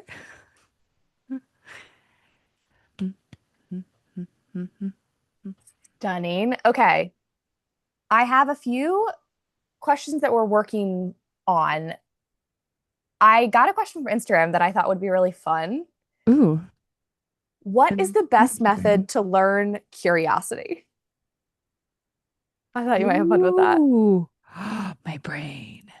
What is the best method to learn curiosity? Find where you're judging. This is my favorite way to learn. I was thinking about it. I was like, wait, hold on. I also had to learn this. Um, there are some things that it's easy to be curious in that you're just interested in. Like my husband is infinitely curious about cars. Um, but other things you are not so much that way, especially relationships and other people, because there's so much fear wrapped up in them. We need other people so much, and we need connection so much that my theory for why we tend to be less curious towards people than we are about other things is that judgment is much safer. It feels much safer. I don't have to be vulnerable. And I need approval and connection. So I go to judgment first. So I think that's why we don't do that. So if you can catch when you judge, you can choose to be curious instead. That's how I started. I would just catch. If I got annoyed, frustrated, anything that was a push away or a hide emotion, like if I noticed I was trying to avoid somebody or I was trying to be aggressive towards somebody or I was like really annoyed with somebody or I was like, cool, all goes under the umbrella of judgment. And I just have to ask a question. When blank happened, I felt blank, but I don't know how you felt. I don't know how they felt. I wonder what that was. I wonder what it was like to be them. That's really the base level question once I realize I'm being judgmental. Once I realize I'm feeling annoyed. I'm feeling frustrated. I'm feeling irritated. I'm feeling angry. I'm feeling defensive. I'm feeling anything that's like a push away emotion. The way I get back into curiosity is I wonder what it feels like to be them, which I have to also do. I wonder what it actually feels like to be me. Because it's not saying anger, frustration, annoyance, etc. Those aren't bad emotions. They're not wrong. No, we're not trying to get rid of those or replace them. We're trying to actually honor them. We're trying to look at them like, oh, neon sign over something. Back to SEEN. That's where my curiosity all started. SEEN. What am I scared might be true? What am I embarrassed about here? What were my expectations here? What did I need? You have to get curious about yourself before you're able to get curious about somebody else. You can only meet people to the level that they've met themselves. You can also only meet people to the level you've met yourself. So you can only accept people to the level you've accepted yourself. So if I have a judgment and now I have a judgment of me, and I can't heal it. I can't be like radically compassionately curious towards them if I'm not also that way towards myself. I can perform it and then get really mad at myself for judging them later, but you shouldn't get mad at yourself for judging them later. It's just an indicator you judge you that way too. So I like to look at where do I judge me? Where do I get irritated with me? Where do I get annoyed with me? Where did I get annoyed with them? Like anywhere you get that, you're like, let's be curious about that instead. And SEEN, what am I scared might happen if I don't judge them? If I don't judge me? And then going, okay, I wonder what it felt like to be them. It's my favorite little, I think that was a little confusing. I hope that wasn't confusing, but I do feel like it was confusing. Should I make it clearer? I wonder if it's also play around with it. It's kind of like the try on feelings like clothes thing. It's like learn that it can get messy. Yes. Yes. It's the acceptance, right? Like it's not judging judgment.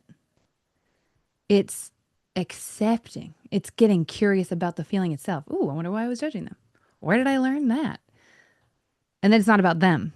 And then you go, what was it? What did it feel like to be them? So I guess that's the way to, okay, let's turn this into a formula, which is when you feel any negative push away feeling, judgment, frustration, irritation, annoyance, anger, defensiveness, etc., you go, cool. Wonder why that makes me feel safe. What am I protecting myself from by feeling that? That's SEEN. What am I scared might happen if I don't feel one of those things? What's embarrassing to me about this dynamic?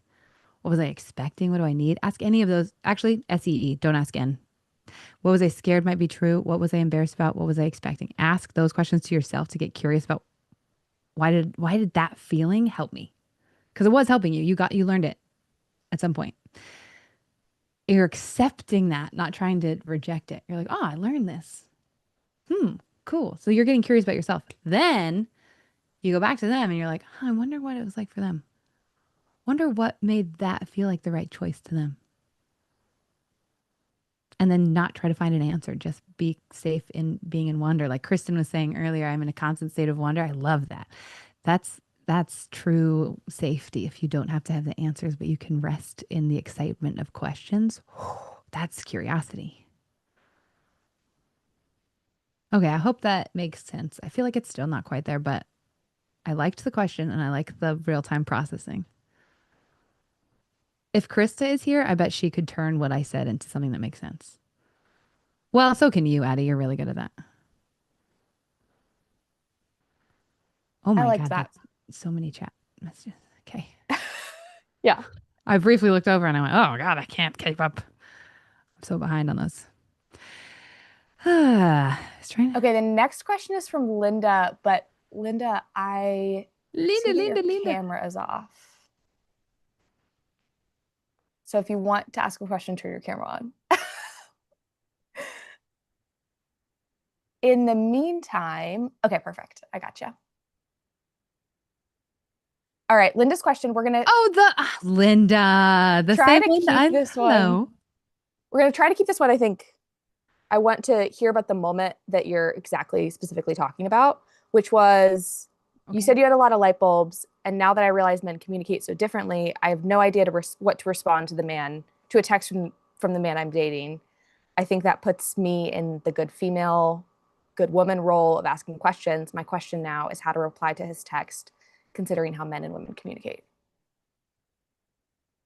Okay. Oh, there I am unmuted. Cool. Hello. Hi. Well, we had the go back and forth. I asked for my needs to be met, and he basically exited. He said, I think you've told me enough things for me to stop talking. I wish you well. And so then I said, it's crappy or poopy or something that we ended up having this conversation on text. And then I wrote, I'm sorry I did that.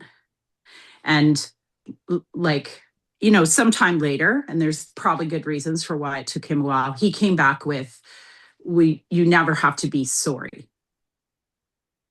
And I wasn't sure how to interpret that, because I don't fundamentally agree with that. Like, I think that it's okay to have regret, which is the word I should have used, instead of like, it comes out as like a different way when we use the word sorry. It has many meanings.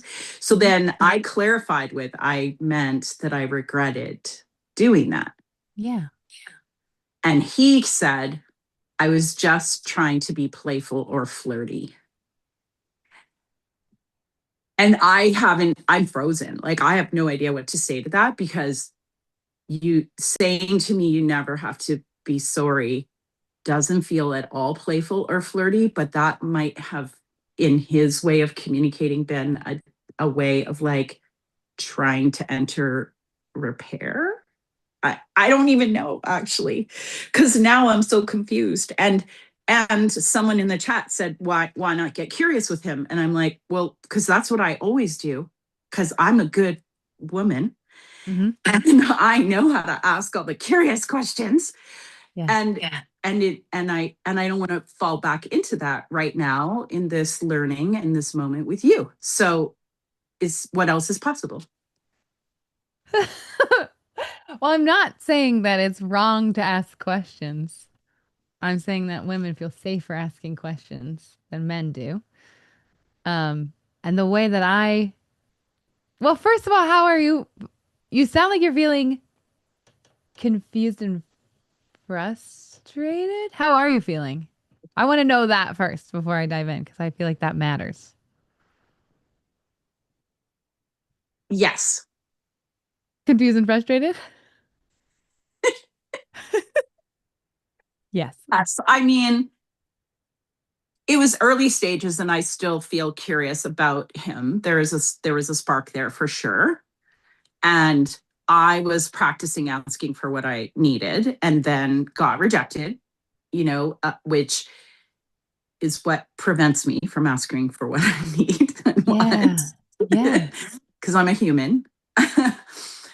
And so, yeah. So, like, this is kind of an experiment for me. Like, my whole life is not hanging on what happens with this guy. We had one meet, and we were planning to see each other again. We had agreed we both wanted that. And so, like, it's not like I'm in a 40-year marriage or something, right? Like, the stakes are not that high, but in my nervous system, the stakes still feel high, because I liked him.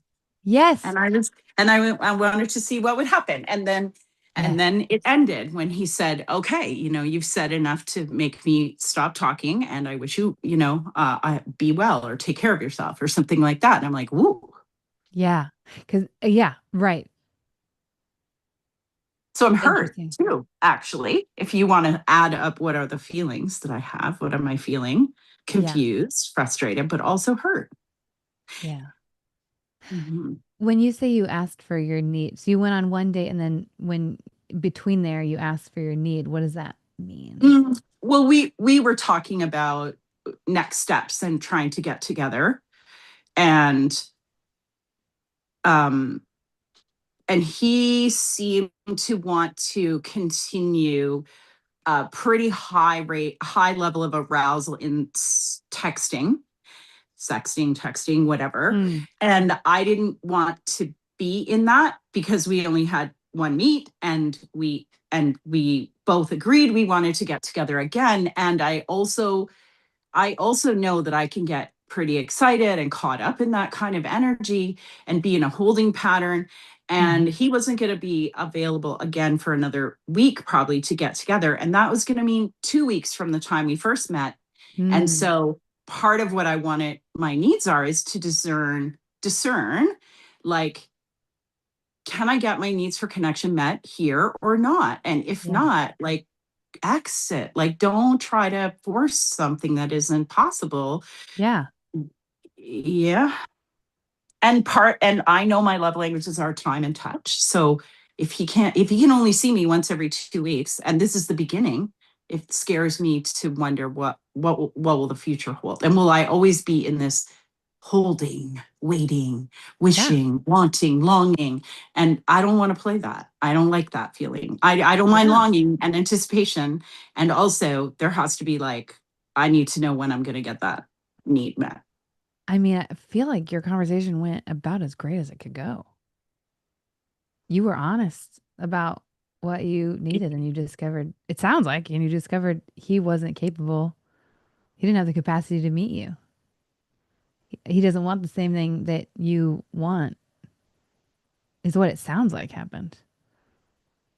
Maybe. I mean, he also said things like, I'm always not this busy, and I wasn't anticipating the sale of my business. And, I said, well, what's going to happen for you once the business is sold? And, like, I was hoping he would say, that'll free up some time. Yes. And I hate that. And then he said, oh, I'm going to party like it's 1999. And I'm like, okay. And he said, like, part of it is he kind of probably didn't really know, because he's had it for 30 years. Yeah. It's like a third child, he said. So look, I'm imagining it's a stage of reinventing, but is he going to want to prioritize relationship more? Because then he also admitted that in past relationships, there had been consistent concern about his availability. I feel like he's telling you, I feel like you're telling me there's a man who has shown me that he is not that available to the level I want. He wants things from me I'm not ready to give yet because it feels bad for me. It's a bad fit for me. I know myself well enough. I see that this person is going to treat me in a way that will hurt. He actually just did. So I don't know that. I don't know that you're at, I don't know what you're, I don't know that you have I'm not hearing a question. I'm hearing you tell me that this guy is a bad fit, and you see that it's a bad fit, but you wish he wasn't. And that hurts.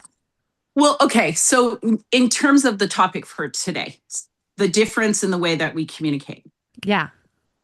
I would never have perceived or understood him saying, you never have to say you're sorry. Don't ever be sorry or say sorry or something like that.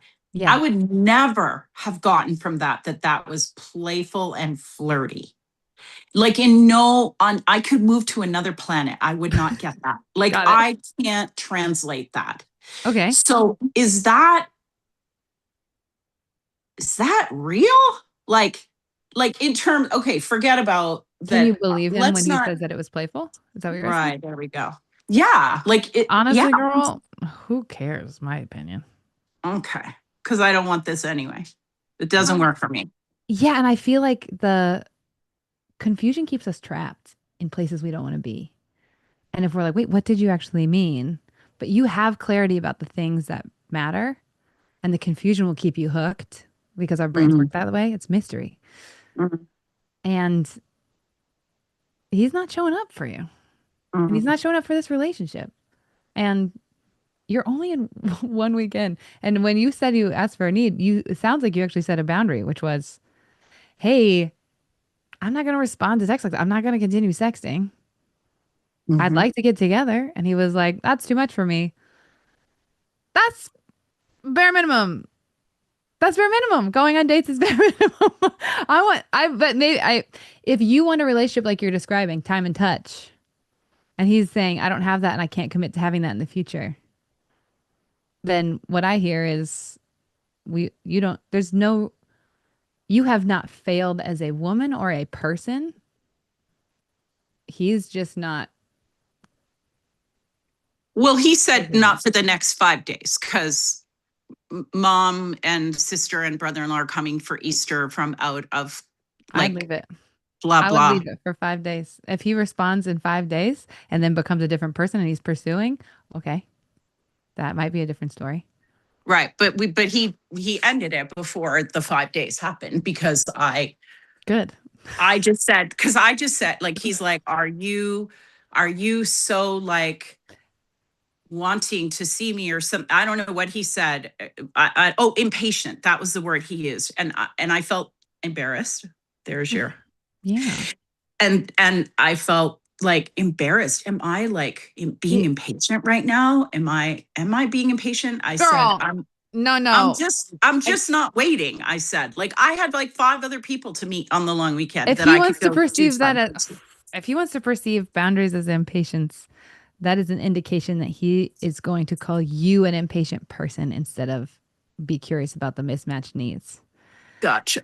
After one date, and you say, I would rather have a date than sex. Wow. You're really simplifying it, but okay. I am simplifying the facts of what's happening here. No. No to this man. I'm sorry to this man. No to this man. Because if he comes back in 5 days and he's like, oh, I want to, and he pursues, but even then he called you impatient. Like, girl, I Well, don't know he about this asked the dude. question. In fairness, he said, are you feeling impatient to meet me? Well, I could ask you, are you a piece of shit? That doesn't make me nice. That's not great. He had You're a question mark. You're hilarious. No. I say no to this man. Oh my God. Yeah. No. Okay. No. Just like you just no, just no. He's got to climb up from hell now. I mean, the bar is he has to win you back if he comes back. Yes.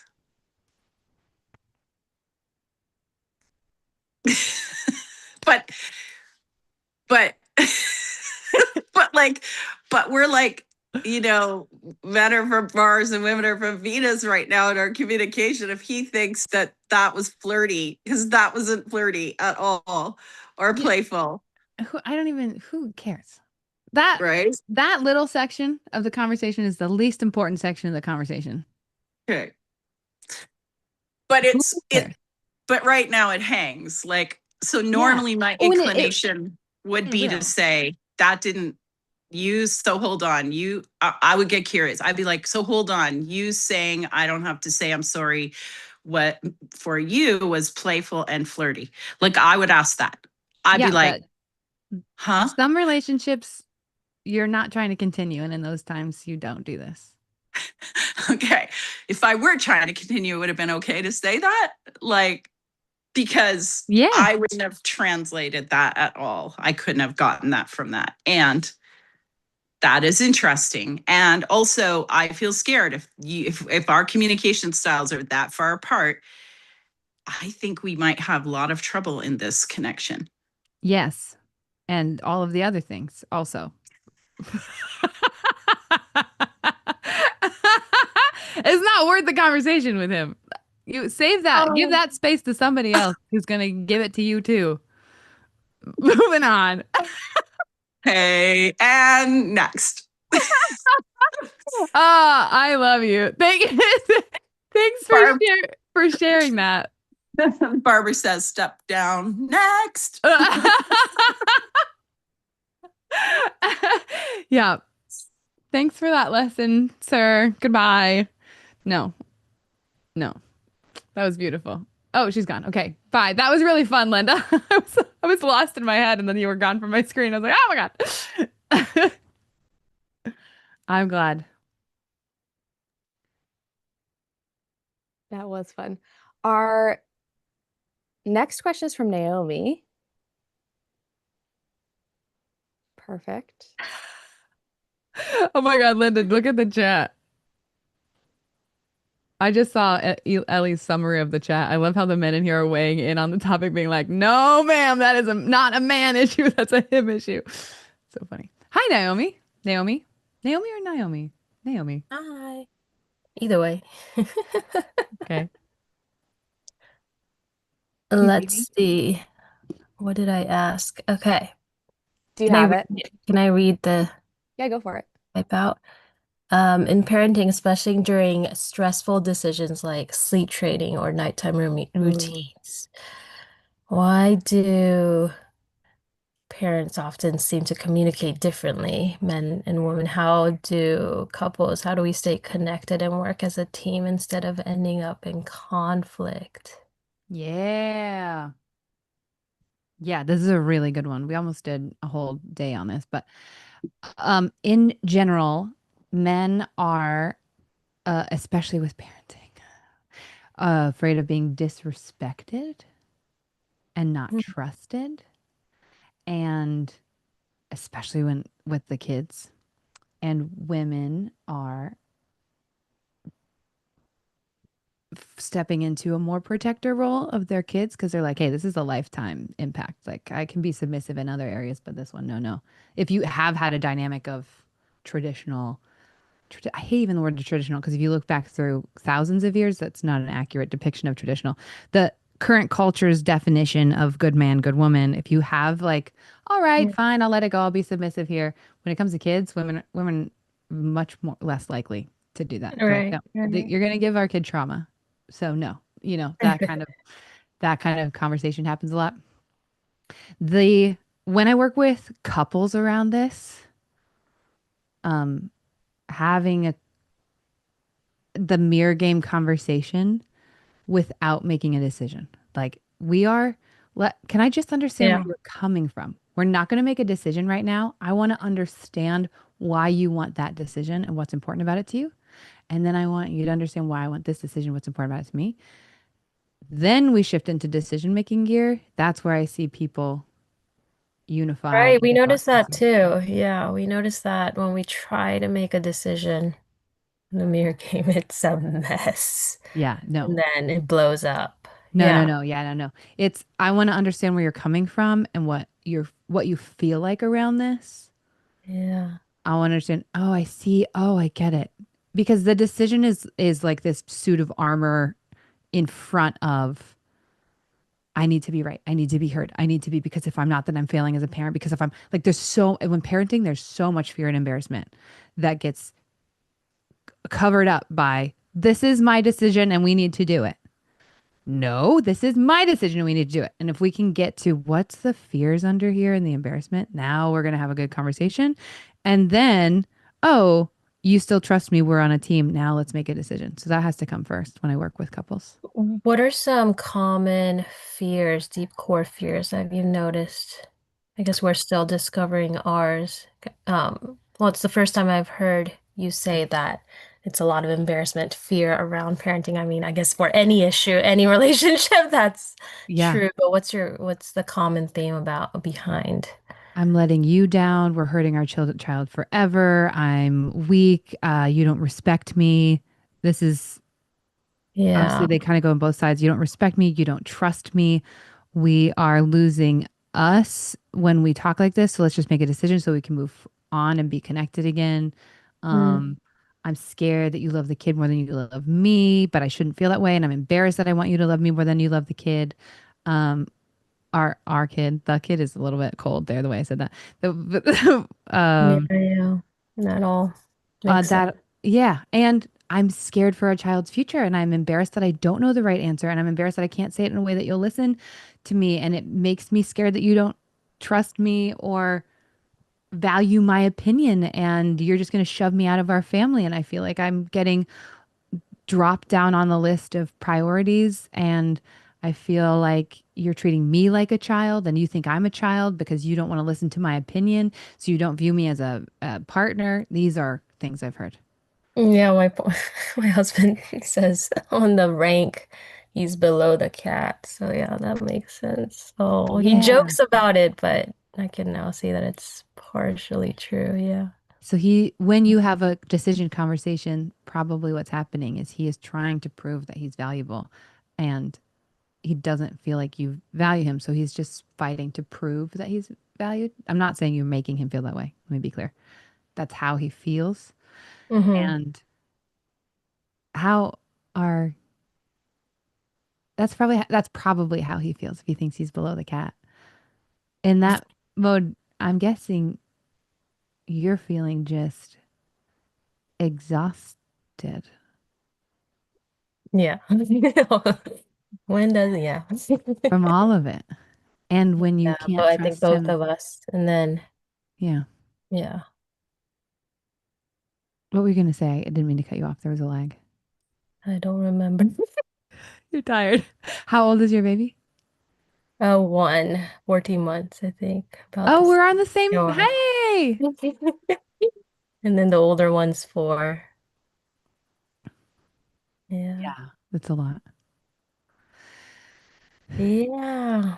And then one more question. Why do so last for example, last night both kids started crying, something, yeah, and then something just clicked. And no, clicked in a bad way.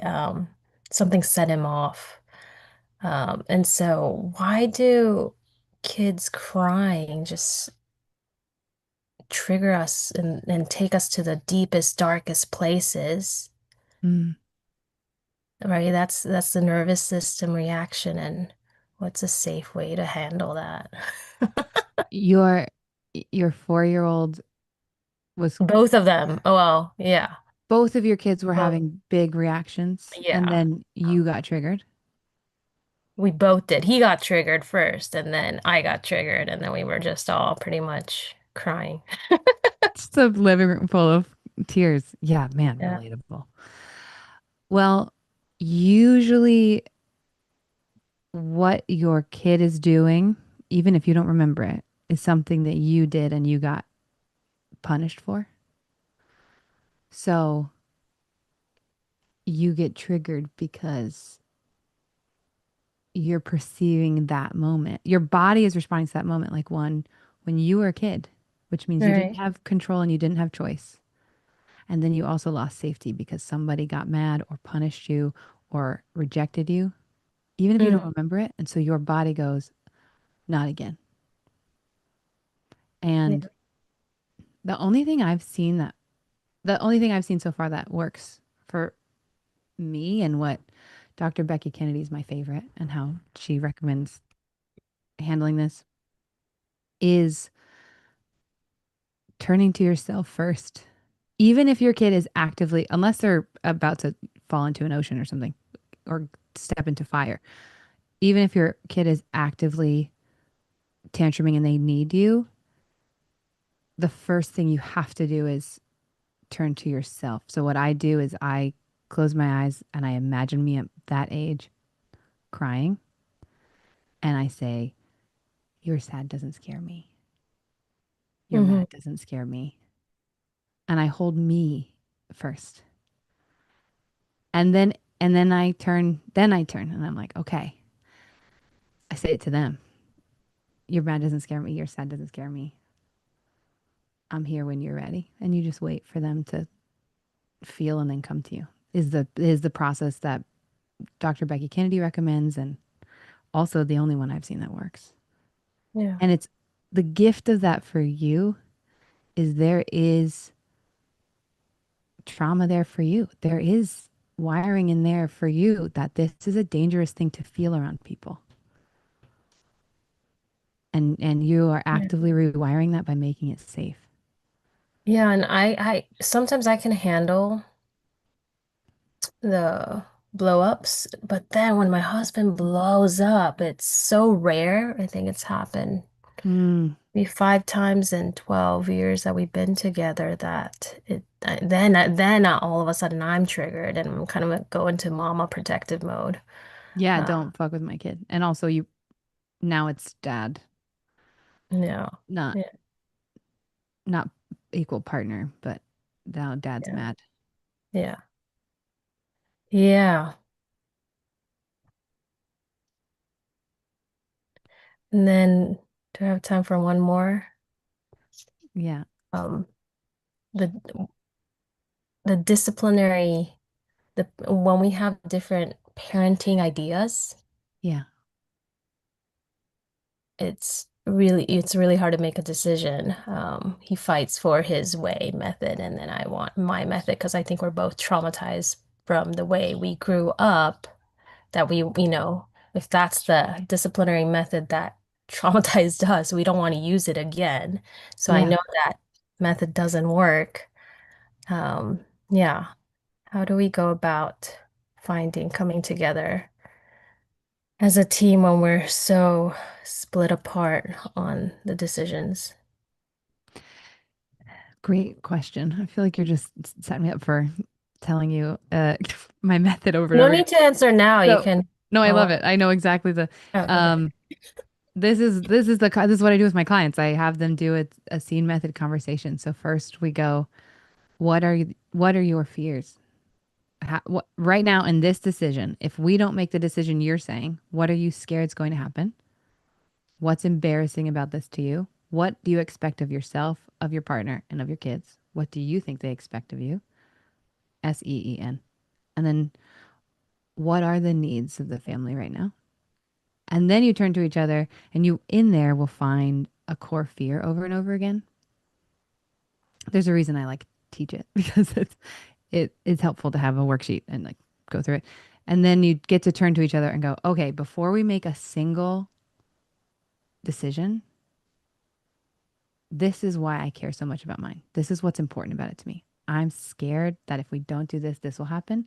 And your entire job for each other in that conversation is just to understand why you feel what you feel and you understand what it feels like to be each other. And once you feel that, Mhm. then you go, okay, I get that and I get that. Now we don't have to compromise, we get to collaborate. If you're stuck in a compromising mode, then you probably don't understand each other's feelings. Right, When right, you're in a collaborate mode, that's when you're like, okay, we're on the same team. right. I would recommend doing Hold this with on. somebody because you're tired and it's new. And if you go at it raw, it might be really hard to do. So I would recommend doing it with I'll someone. go to open gym. Yeah, I've been going. Oh, good. Yeah. So does your husband go? No, Okay. he's Well, working. It's usually his work time. Yeah. um, if he does, okay. But I can If you guys do the try to 14-day convince him. challenge and then do open gym with one of the coaches I'm training and they'll be your referee and so they'll guide you through it, that would be great. Okay.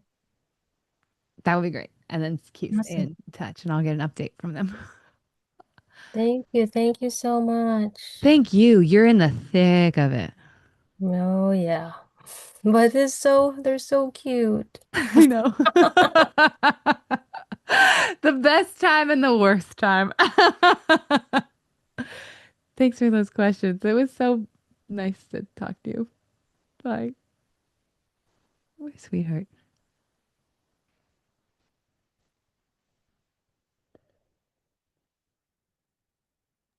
That was beautiful. Naomi, you're the best. Um, okay. Our next question is from Yvonne. And Oh, finally figured out how to do that. Yvonne's Hey, Yvonne. a little Well, Gen Gen Z. Z. I am Gen Z. You guys seen that video of Robert Pattinson lying about being Gen Z? I can finally do it. Okay. Very good. Yvonne's question, simplified, is, or we simplified it together, is my real question is, how do I check in with myself and know if I still have it left in me to keep doing the work? My partner gets super defensive in conflict, and there's a lot of trauma involved. I don't know when enough is enough. How do I check in with myself? Do you have more to say? I've been with you this is my third time Oh, with I you know, on girl. again. Hi. Um, yeah, there's just so much complex trauma for him. I mean, we all have our stuff, so I'm not saying like I'm fine, but like there's so much for him and such a lack of full self-awareness on his part to Mm-hmm. the depth of it, that his effort is, I feel it's there for sure, but it's like for how much he's got, it's that's Yeah. why like things aren't shifting. You know, we're going on close to 7 years together and things aren't changing. Mm. It's like some things are. He gets really upset when I say that. And so I'm wondering, like, I'm just so nervous about throwing out a relationship Yeah. when he doesn't want to end it, but like I don't know my metric like for seeing progress. I'm having a really hard time. Like right now his stuff is packed and he just I kicked him out this morning. I've done that a million This times. morning. Oh, but you've done it Oh, before. Okay. oh. It's I see. like yeah, I mean I just get to like it's he's just All in, all out. what does that mean? Your style is all in or all out. That's Like your brain. interesting. It's a question. Yeah. All in or all out. I mean, obviously not because I keep letting him come back. But it sounds like you let him come back. So all in. And then you kick him out. I was all out. You Well, go but come back. I feel like neither of us are actually all in when he comes back. And Oh. that's kind of my question that I worked with Addie on is like, how do I know if like, am I done? You know what I mean? Like, I can't, honestly, I know you can't answer that for me, but like, Yeah. that is what my struggle is like, I feel so curious about like personality compatibility in trauma. Like, is Yeah. this just not a person that I can heal with? Yeah. Because it just feels like I get it's like just like too much all the time Yeah. that I'm like and we don't really seem to progress and then I'm like or is that just my And today is critical one of the days perspective? you that he's gone. So Say that's what? a part of it too. Sorry, I cut you off. Sorry. No, please say what you said. I was also bringing the awareness that today is a day that he's gone and kicked out. So there's also, if this is a cycle, I'm understanding how this feels. In order to answer you well and get you good questions, I'm understanding all of this instead of just this part. Mm. So that should have been an inside thought. And I interrupted you with my inside No, thought no, of, no, oh, it's and you're okay. down here. So let's keep Yeah, going. and like I mean, it's such a game that we're playing with him leaving and stuff. Like I don't really feel like it's actually over, you know, but like he'll sleep on I haven't done it in a long time, but like he'll sleep on a cot at work and uh it's a ridiculous situation and I just need it to be done. Like I just need that. I mean, Yeah. it's so much. He's just to kind of give you a personality thing like he's not a yeller, he's an avoidant, he's a Yeah. stuffer, he freezes, he Yeah. doesn't express himself. He might be Asperger's or autistic. He is diagnosed ADHD, but he gets like on a loop and nothing changes and then I lose it because it's like our relationship is in every conflict we have, the way that it goes on the micro shows the problem on the macro. Like Mm-hmm. it's just this loop of The him same trying cycle. the exact same words, and I'm like saying to him, "We've said all this before. We've done all this before. Like every single detail has been done before. Like I think that's the actual big. If I were him, you know, I think that that's the big thing for him to be exploring in therapy is like things don't change, things Yeah. don't change. And then his argument is stuff does change, just the easier stuff is changing first. Yeah. And I'm like, it's going so slow that I'm so lonely and I feel like such shit and I'm crying. You know, I'm just a mess. Like, I Yeah. just don't have a supportive partner. I have nothing. I just feel like so done in so many ways. And then I'm like so scared that I'm avoiding my own work. Y- Yeah, it sounds like it's lonelier with him around you because there's the hope that maybe he'll make you feel seen.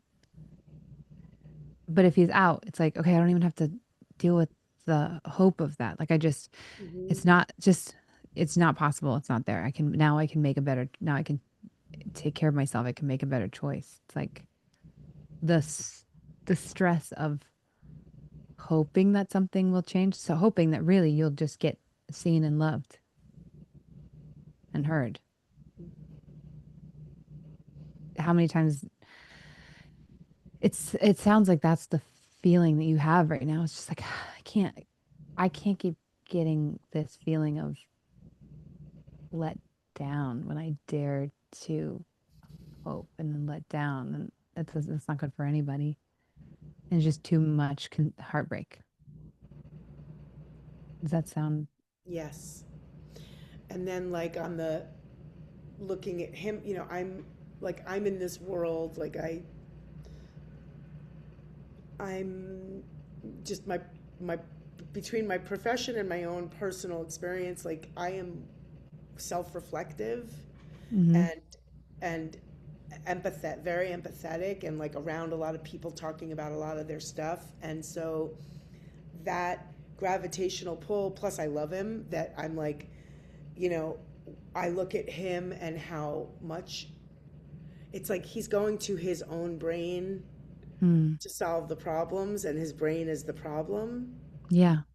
And he can't, he's just, you see people who have like rock bottoms, and that shows like huge vulnerability and a sense of surrender, and I just don't see this person as there.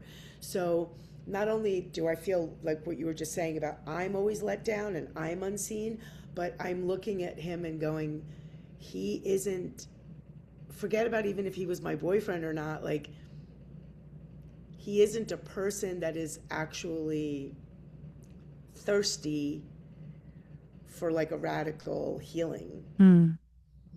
That's not his commitment. Like if we don't have, I don't know if you can help me word this, but this is a big one. Like if we're not in conflict, if there's not feedback from me, he's never thinking about any of this stuff. Never. Like, and I mean, and he's admitted that. Like, this isn't my assumption. Like, Yeah. he'll That's common. If we're not, that's common. Oh, yeah. The just like pure avoidance. I can't do anything about that, so let's pretend it doesn't exist. Well, like I'm not even gonna literally, think he about it. has zero. He doesn't even question his own line of thinking in his daily stuff. Stuff that has nothing to do with me. Like, he isn't self-reflective or self-aware at all. Yeah. That's common. Yeah, we're not. Yeah, I feel like we're the outliers. The people in this room are the outliers. It's not, I think a lot of people He are not says that. that to me all the time. He Yeah, says but that to me all the time, and it makes me crazy. I know. I think it's um a fear that I think you kind of get trained. I don't know. That's a whole nother. That's not important. Stick on what's important. The Here's the thing that's been fascinating to me, um, as the you in this dynamic. Okay, last night I'm going to tell you my story because I keep learning the same lesson and it blows my mind. Last night, which I referenced earlier, I had a hard day. Dan had a hard day. I didn't tell him I needed support, but I wanted him to support me. I felt like I was giving him options and like telling him how hard my feelings were, but he wasn't receiving it. And he just seemed kind of mad at me for, and I was perceiving that as bringing it up. And I was like, this is even, what's wrong with you? And we had this weird night. Okay. And it just kept being bad. Like I would do something with positive intentions and he received them badly. And we tried to play the mirror game last night. Wasn't ready. We're two in the trigger, not the time. I was like, okay, fine. This sucks. I hate this. I want to resolve so fast. I process very fast. So I'm like, let's go. And he's not ready. And I have been learning the lesson of you got to let them have their timeline. You got to let him have his timeline. And I can't force him to process on my timeline. So I was like, okay, fine. So then this morning, I did the thing I always do. When this happened, I felt this. I don't think that's what you felt, which I had to, I have to be vulnerable because he doesn't see from my perspective unless I say it. But he also doesn't see from my perspective if I keep saying my perspective over and over, which is what I do a lot. And then I feel less and less seen and less heard as he doesn't reflect. So I say my perspective. When this happened, I felt this. This is what I felt like was going on. But I don't think that you knew that. And I also don't know what it felt like to be you. And then he didn't respond. Um, and I went, when you're ready, it was my favorite things to say is when you're ready to tell me your feelings, I really want to listen. And then I went and I played with our kid and our son. And it took like an hour. It's like the early morning time, right? So it's like an hour and a half later. And I walked back into the kitchen and then he started to talk. He was like, I didn't notice what you were feeling. And I think it was this. And I was feeling this. And this is how. And then I teach people to count to literally 10 if they have a slow processor. So I just didn't talk. And it was longer than that. It would be gaps of 2 minutes where I didn't even respond to what he said. But I wasn't, it was like warm silence. And then he would keep talking. And then he would pause. And then he would keep talking. And then he would pause. And he'd keep talking. And he wasn't defending himself. He was just like, this is how you felt. And this is how I felt. And this is how you felt. And this is how I felt. And this is how, it was, and it lasted like 20 minutes. And then he had to leave. And we're halfway through the conversation. But from for me in my relationship with somebody who, unless prompted, doesn't tend to self-reflect, but is capable of it and does do it. And then he's incredible at it. It's just like he's not his own trigger for it. Trigger's got a negative connotation, but I think you're following me. Mm-hmm. He doesn't realize it until somebody says something, and then he needs literal silence for such a long period of time, which with my brain and personality is so confusing because I'm like, I want you to bounce back. I want you to tell me what you think I said. So I'm thinking about that. The thing I needed to change, because every dynamic is two people, is recognizing I'm struggling. I'm telling you my story because I think if I give you advice, it will all be projection because you sound like me and he sounds like my husband. And so I don't want to give you advice and he's not actually like my husband and you're not actually me. No, I hear, but here's the main difference. And this is where I just feel like I keep getting my answer, but I don't want to face it is like you said about your husband, when he does do it, he's great at it. Yes. So my guy is just defensive pretty much.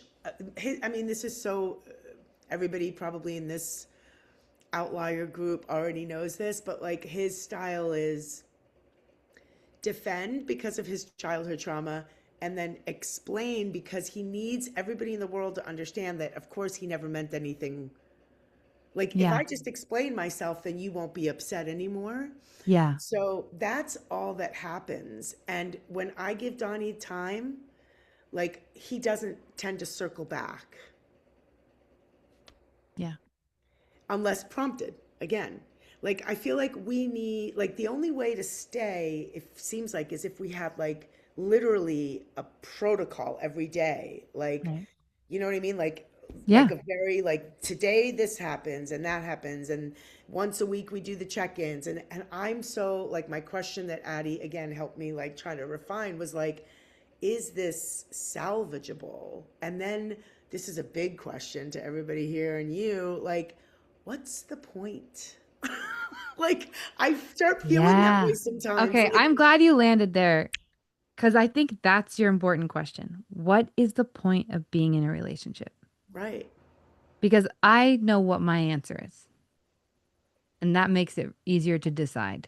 Can I tell you what my answer is before I hear yours and get... Yes, girl. Okay. So my answer for why to be in a relationship is to, through a person like that's clearly going to bring up all my shit. Yeah.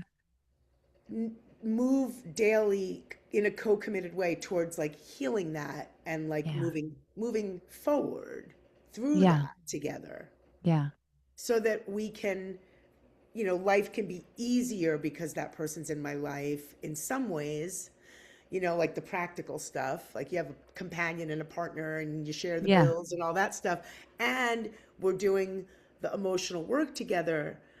I just don't think it should be this difficult, though. Yeah. Okay, I what's like yours? your answer. That's a beautiful answer. Mine's long. My answer is really similar to yours. I think the work of living is acceptance and experience. Like I think the work of being alive is how radically can I accept myself and others and the world and experience it. And from acceptance comes a lot of change, right? Like I'm doing a business that's actively trying to change the world through acceptance. It's kind of a trippy way to explain it. So in my relationship, when faced with conflict, I always leave accepting myself a little more. And he always leaves accepting himself a little more. And I also leave accepting him a little more. And he leaves accepting me a little more. And I think that's the work of being alive.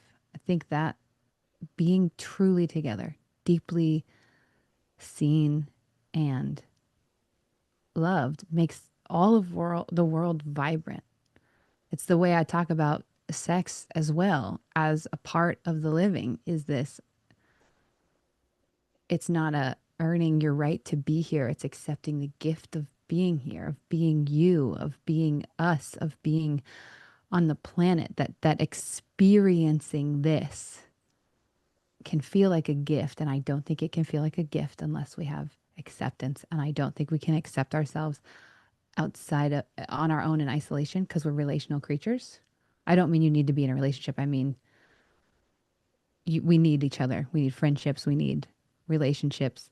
We need to be seen and we need to see. I think the work of living is acceptance myself and of other people.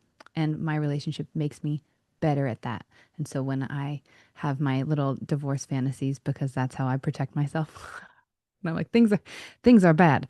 I would live here and he would live there, and our co-parenting routine would be, I mean, I go there real fast. And then, because that's always been my safety default, like I'll be okay on my own. And I'm imagining my apartment and what city it's in. And then I go, okay, but what's the point? Just like you're saying, what's the point? And it's to accept, it's acceptance for me. And that's what makes me show up to the conversation. And I'm completely horrible at that. Oh, which part of that? Acceptance. Of yourself? Huge, yes, and of him. So it doesn't seem like, in that case, I don't know if the question now is, should we be together or not? But is really, how do I get just 1% more acceptance of myself today?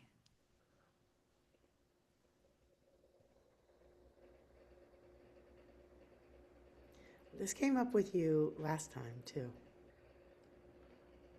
And also what came up with you last time was how I'm saying things to him is so effed up. Like I'm not using the right tone or the right words, you know what I mean? So it's not like I don't want to Mm. paint any picture that like I'm coming at this like Yeah, well, you're coming at him the way you're coming at you. It sounds like. mhm.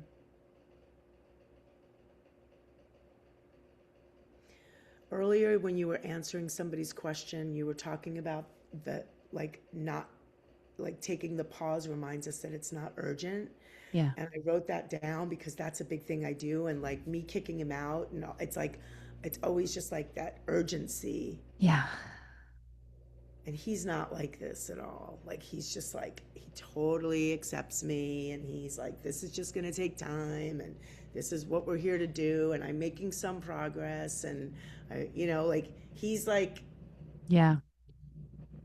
Yeah. Yeah, he's going a lot easier on himself than you go on yourself. Oh, yeah. And that makes me angry when he goes so easy on himself. Yeah. And I say that to him. Yeah. Because you're going so hard on yourself. If you want to know how you treat you, look at how you treat your partner. Hmm. I mean, when I'm nervous or feeling vulnerable, I laugh and stuff. So like I feel like I'm going a little light about this, but like this is like, so I just am that this is why I started this with, I don't want to throw this out because is this all me? Like I feel crazy. Like I can see all of his shit, all Yeah. of his stuff, and then I'm like, Yeah.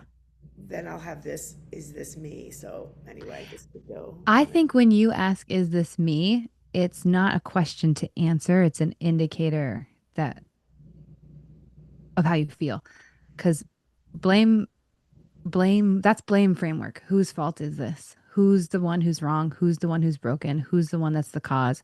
Who's the one that needs to be fixed? It's all blame focused, which is great if you can see that. Because the answer is it doesn't matter. That's the wrong question. I'm asking that question to figure out who's the bad guy and make sure it's not me. Usually, that's what blame is.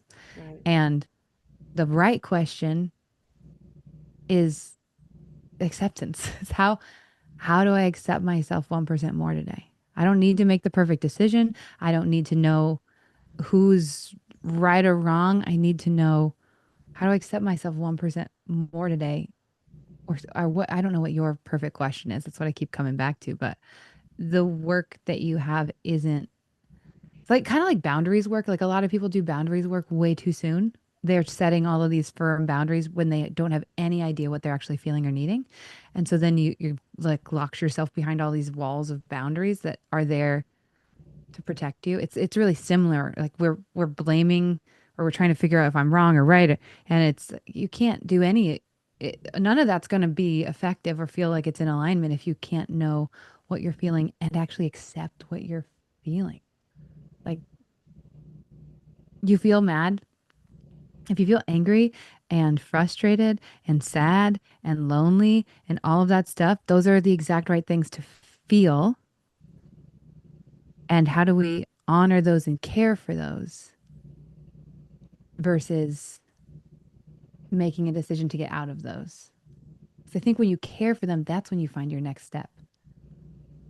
It's you gotta like hold like a lantern to your feet in the night. You can't make a decision out there. You don't know yet. You just know here. What do you need to accept next?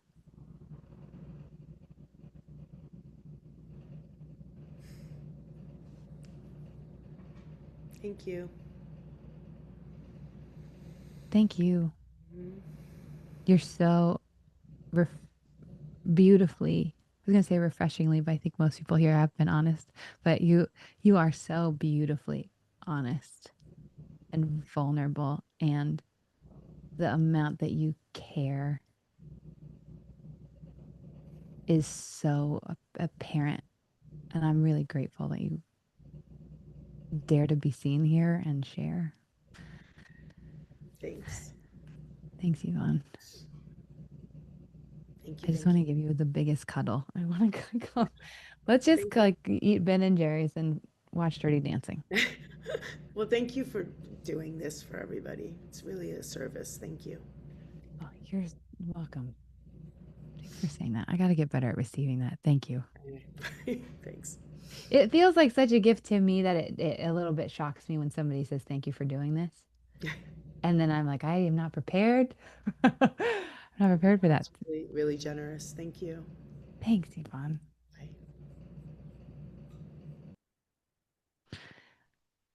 That's so nice. I'm hungry. But we have It's a good 40 time to go minutes take a left. I snack. don't want to waste it on a break, but I do need a little snack. It's not a waste. You'll be able to do a better last 40 minutes if you I take think I 5 just now. need 2 minutes to grab some of my potatoes from breakfast. Let's do it. I'll play some Okay, I'll music. be right back. Just 2 minutes. Mhm. Maybe less.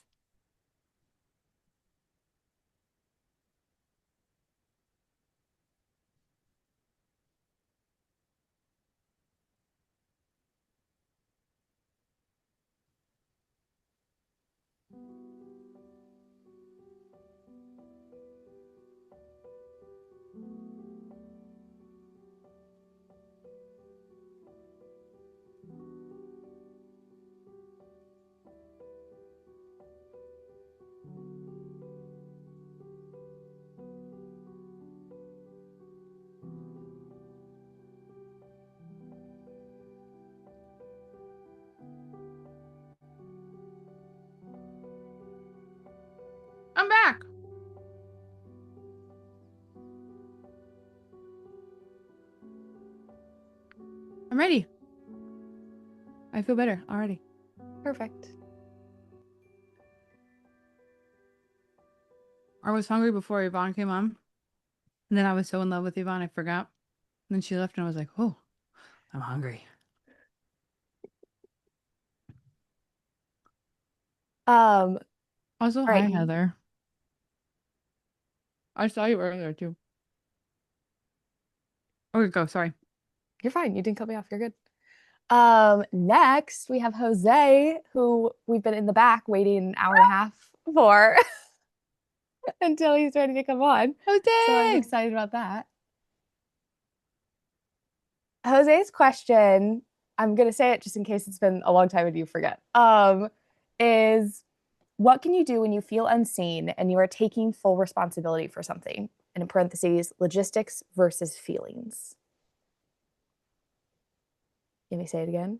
Do you have an Get more from example? him. Do you have this specific example of when this happened? What do you feel when you're feeling unseen, but you're taking accountability, but you feel like they're not seeing your side? Yes, actually. It's just something that I've kind of been stewing over the past month and a half lately because of essentially since I've been on my DBT journey and managing my BPD and whatnot since the last time that I spoke to you. So it's been a I lot that I'm remember. learning. I've actually started seeing a specialist too, to essentially like help me go through those steps and whatnot. And it's just such an engaging personality, the therapist that I'm working with. So it's been really good for me. Oh. Yeah, so it's been great. I've learned to also apply a lot of things in regards to radical acceptance. And I've been trying my best to not be so incredibly hard on myself, especially with those hard feelings of shame. So I don't feel like I feel like that there's times where my ex-partner was not seen. I'm also seeing situations where kind of like what you were describing, how like there's like the men role and then there's the women role, and then like, when there's I guess like there's like a mismatch of like maybe like an expectation or something. So I essentially had fumbled my ex-partner's birthday party. And it all stumbled down because this happened in February, and towards the end of February was this person's birthday, and 2 months prior, in the beginning of January, I created an event page that it had a whole full detailed list of what to expect for this birthday party. Um, and I had people RSVP to this thing. Tons of people were invited to it. Some people came on to RSVP to this thing, and I figured that the week before the birthday was going to happen, that would be the time to really just crunch everything, get everything together. I rented out a whole venue space for my partner at the time. So I was trying to go all out because I wanted to show this person how much they meant to me, especially since the relationship had some rocky bumps along the way. So I figured, okay, this is the time I can show them something great. Mm. And because of how much I was investing to their birthday and how close their birthday was to Valentine's Day, I went a more, how do I say, a more budget-friendly route when it came to Valentine's Day. Not my brightest moment. But I figured because of how well and how big I wanted to do the actual birthday itself, I figured, okay, let me just make the distinction. I'll do something rather relaxed for Valentine's Day and then something big for her birthday. So the whole situation boiled down to where I felt the effort I was doing behind the scenes wasn't seen, because I was trying to surprise them with this big thing for them. All they wanted was essentially was a night to do a PowerPoint presentation where everybody, or at least as many people as we possibly can, to have our guests create a PowerPoint so that way they could have this, like, hey, let's entertain ourselves. Where everyone has their own PowerPoint slide presentation or whatever can entertain the party. So it could be Yes. fun, right? Um, and they said that they would want to do it. My partner, that is, that she would want to do it as long as there's maybe like about like 4 people about to do a presentation, right? So that seems relatively fair. Um, so people have known about this event for like almost 2 months, and I get it. Everyone has lives. Everyone has their own partners. They have their jobs. Um, so I promised my partner on a Tuesday night, hey, give me about like a day. Give me like about 24 hours. I'll reach out to people again, reach out to the RCP list. I'll make sure that um, I can finally get the head count of who's going to do this PowerPoint thing, right? Who's going to participate. Especially granted, since on that event I made, I specifically listed out like, hey, like you can expect food, drinks, karaoke, a great time, music. Also, everyone is encouraged to do a cosplay. Also, and I put in bold highlight for guests to create a PowerPoint presentation. So I started reaching out to people. Within that set of 24 hours, I didn't get the most favorable results. Some people said, no, I'm not comfortable. Some people were kind of on the fence about it. So I didn't fulfill that promise of updating her of, hey, here's where it stands. And this is where feelings and logistics kind of comes into play, where I feel like that in the moment, she may have been wanting to feel validated with her feelings that, oh, you didn't update me. I don't know what's going on with this party that I have no control over. Because otherwise, I would have wanted to plan this party myself, which is fair.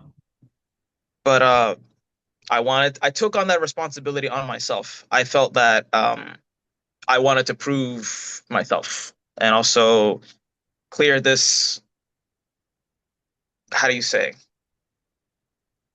this ledger of rocky bumps in the relationship. I figured that this was the thing to do it, especially since she considered this to be the most important day of the year. You know, her birthday is her favorite holiday, of course.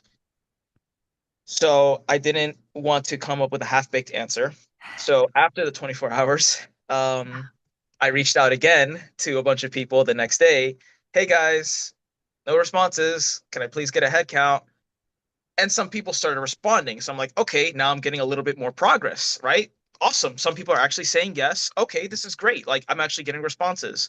But by that point, it was too late and she wanted to cancel the PowerPoint part of it. She wanted to cancel the thing. She said, this is way too stressful. I don't have enough time to create a PowerPoint. It's only a week in advance. Um, I mean, I have my own reservations on how fast someone can create a PowerPoint. But the point is that I didn't fulfill that. And I guess that was a boundary, you know?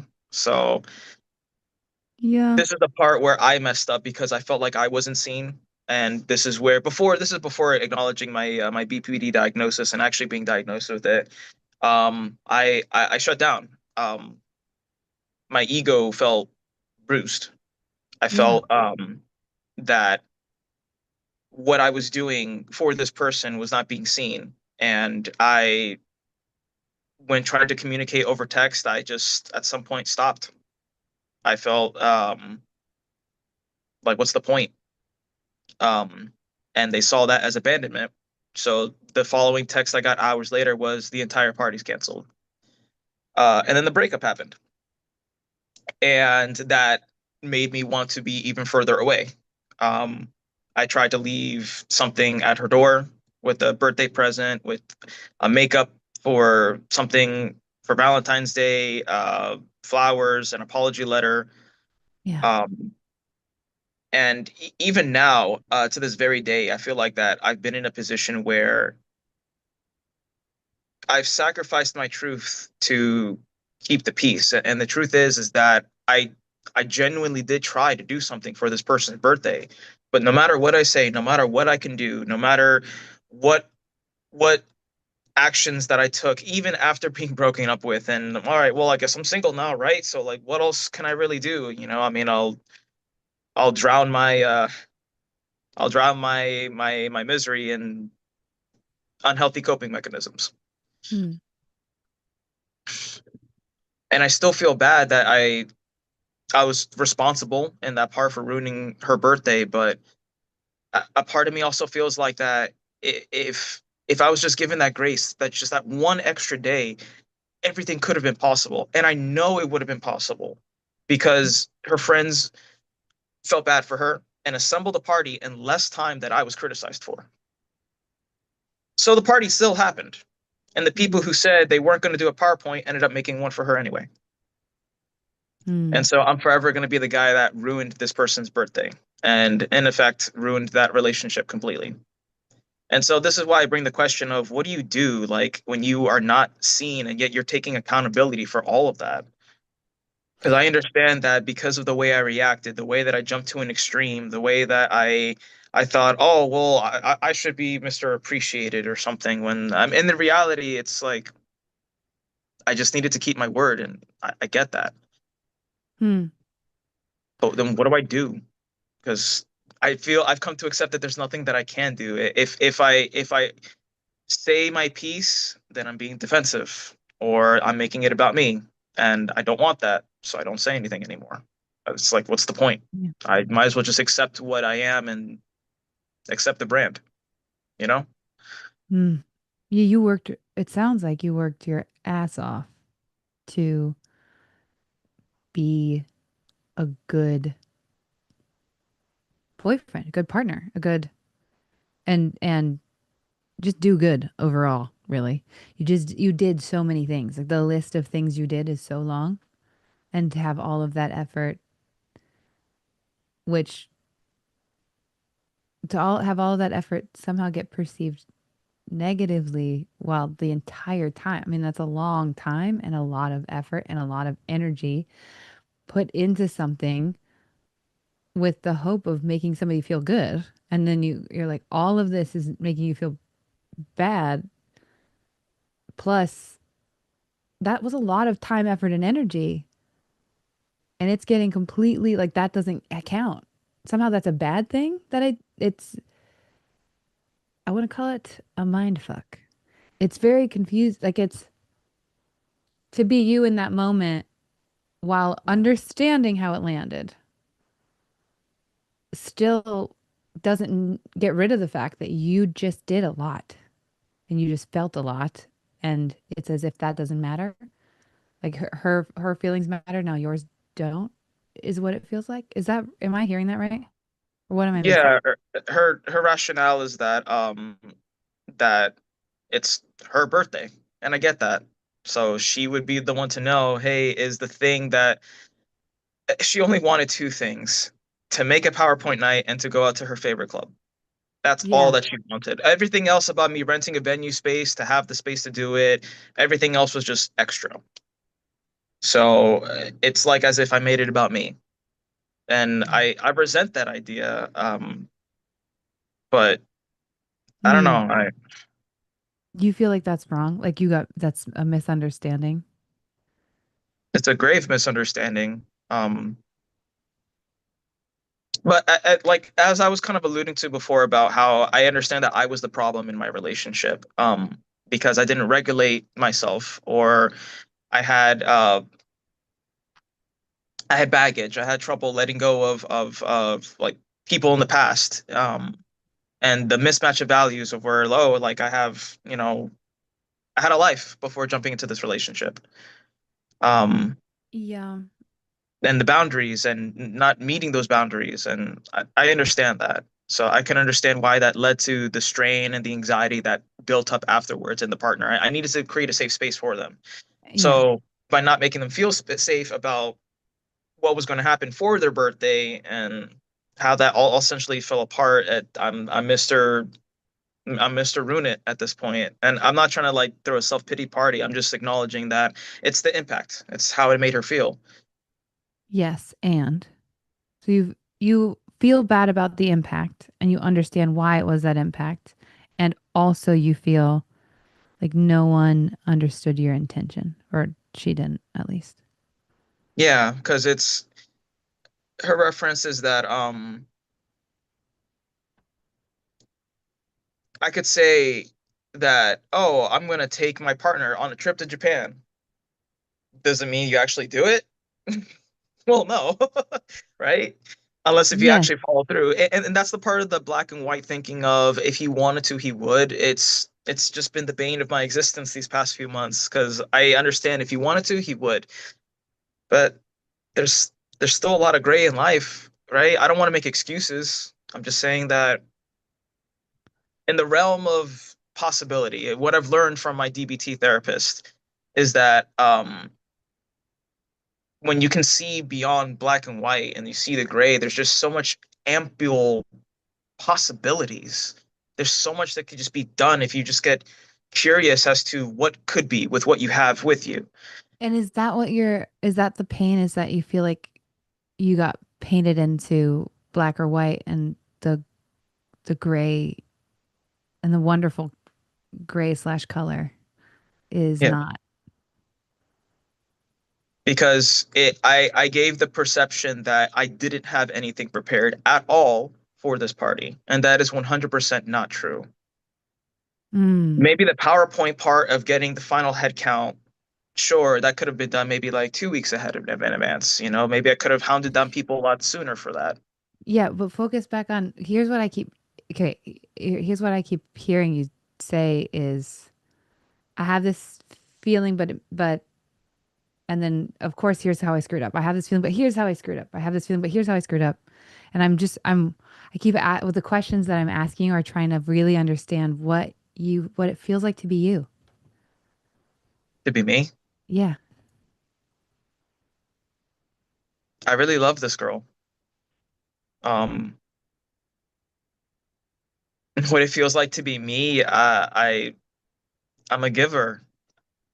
I I give. Like I feel like it's like an innate core it's like it fuels my purpose, you know, like I want to leave my mark on this earth doing like good for others, you know? And of course I want to make myself happy too, but I was happy. You know, I was happy. Mm. She described me at one point as her hero.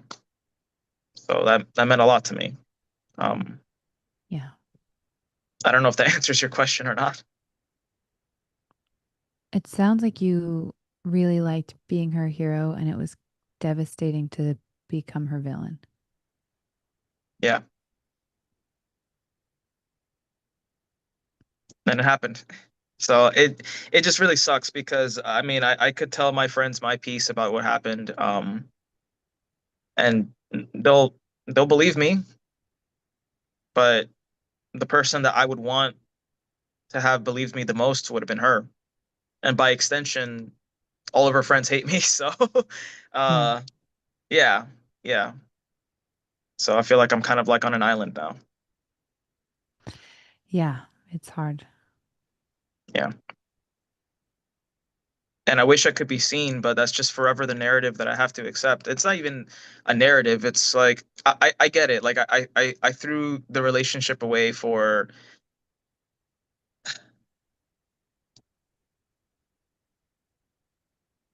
out of ego. So I don't know. I mean, and then it led me to unhealthy coping mechanisms. Um, I mean, it sounds like you're telling me a story of two people who didn't have the tools to have repair conversations or even pre-repair conversations. You didn't have the tools you have now. And neither did she in those stories. I don't know. I can't make judgments about her, but it all you can do is get the tools and then start using them. yeah, And it sounds like the pain you get that and you're living that way. Like, okay, I get it. I can't change the past. I wish I could, but I can't. And now I'm doing the best I can to make a better future. It sounds like that's what you're doing. But yeah, that doesn't get rid of the pain of I went from being the person I love went from seeing me as their hero to the bad guy in their life. And that hurts. It really hurts, yeah. that shift. And you are making it not for nothing. It just kind of sucks. Like I was saying, like the last time I came on here to speak, like it Yeah. just sucks that you start learning all this stuff after. Like I didn't want them to be the person I hurt in order to realize, oh wait a minute, maybe I don't have everything together, and then the BPD, and then trying to account for all of that. So I mean, I've been going to therapy consistently, and I've been learning a lot from it. Now it's just a matter of applying it. Yeah. So you Yeah. know, like you said before, you know, you're on the right path when you're not trying to prove it. Yeah. So a part of that also I've realized is sometimes even post breakup we're talking about things, right? It's so Yeah. weird that, oh, we're not good for each other. We should not see each other. It's not healthy for us to see each other. And we talk almost every day still. I get it, maybe because the Oh, attachment is still there. But uh, that's a fun fact. That's interesting. I mean, I'm initiating because it's like, oh, where was all of this before, Jose? Well, I'm taking accountability. I realize this, and I'm still chasing, so because I still have feelings. But it just sucks that I had to figure all of this out before. Sorry, I figured all of this stuff out afterwards on how to Yeah. make these repairs. But as we're talking about things and about what happened, I finally got to a point where um, I'm just not arguing it anymore. I'm like, okay, you're right. This happened. Things happened after the breakup too. They just happened, and yeah, you're right. I accept it. I'm not even my defense is just down. I I care so much that I just don't care anymore. Does that make any sense? Like, what's the Yeah, point it of trying does. to It fight a does. perception? It does scare me a little bit because that sounds like more of the same in that I care so much about you, I'll just sacrifice myself and abandon my narrative. And I'm worried that will come back to bite you. Yeah. So which is your question really, is how, if we're still talking and there's a potential that we end up back together, is that what you're doing? What's happening? This is, Well, the she says that everything nobody sees that how I ruined her birthday is something that is forgivable. she And says that nobody sees that? anybody Uh-oh. that anybody and it's because that people care about her, and that if people care about her, then no one is going to overlook that. Yeah, she's learning the hard lesson of why. Yeah, when you break up, you um, tend to talk very negatively about the person that you broke up with, and then now you have to now you've gotten all your friends on board with hating that person, but now you want to get back with that person, and how do you convince all your friends because you just convinced your friends that they're bad? Yeah, okay, I get it. Um, I'm not innocent either. Like after that breakup happened, I felt that I was so unseen, and that I get it, logistics versus feelings. If I was given a little bit more time, the party probably still could have happened. But she felt that she was invalidated or not seen because yeah, of how it made her feel. So then when I retreated, when I made indirect communication, yeah, when she says, "Oh, I don't want to see you," or "I don't want to talk to you," so I decided to go out to a bar, and I saw a friend at the bar, and some other common friends that I knew, and a guy friend. We were all hanging out, having a great time, or at least trying to. And I was still in my grief in my head and felt like, oh, I'm not seen, I'm not like being appreciated, which honestly just ended up being just a whole farce anyway, because I started taking into consideration, okay, what was my impact on this? Like yes, how did I make her feel, right? So, I was invited. One of my friends, he works at and here's the part where I um, it was a very shitty thing for me to do. But I was at this bar. My friend is a drummer, and we were just, enjoying the place because he was doing karaoke drums. uh-huh, Two other friends were there, and he works at a strip club. And so uh-huh, before 15 minutes before close, he says, "Hey, because he works there, um, come with me, other two friends. I'm going to treat you guys to a free shot, and hang out with us for the last 15 minutes." When I said, I'm not really in that proper headspace, I got slammed with "Oh, hey, don't be a wimp, Jose." Those weren't the exact words. yeah, I got He's you, I know, yeah, Yeah, yeah, yeah. Shouldn't be focusing so much on women. You should be focusing on your music. And I'm like, And then a couple drinks later, after I guess I felt a little bit more relaxed and I was kind of drunk, I went up to him and I said, "Hey, I need to go. Let's go." So that's the part I take accountability for, because even though I said no initially, I still made the choice. I made the conscious wait, choice what you of, did was go to a strip club? yeah. I thought you were setting me up for a whole thing. Okay. I was like, It was what did you do? Let's no, she. go. I was broken up with. I was. She broke up with me, because of how I didn't talk to her, because of how I retreated, because how I abandoned her. Right after saying, "Oh, cancel the party," I'm like, "What? I just did this whole thing. Retreat. Don't talk to her because of the way that I was feeling." And then Wednesday night was the Yeah. bar night, which Can led later to going to this club. Then Thursday was the morning, or rather the day of her birthday. yes. And that's the part that I get criticized for, because that same friend told her, "Hey, he was at the strip Listen. club with us." And that Listen. completely ruined my entire image in that sense. And not that I care about that, but it's like, But it does. I get it. I get it.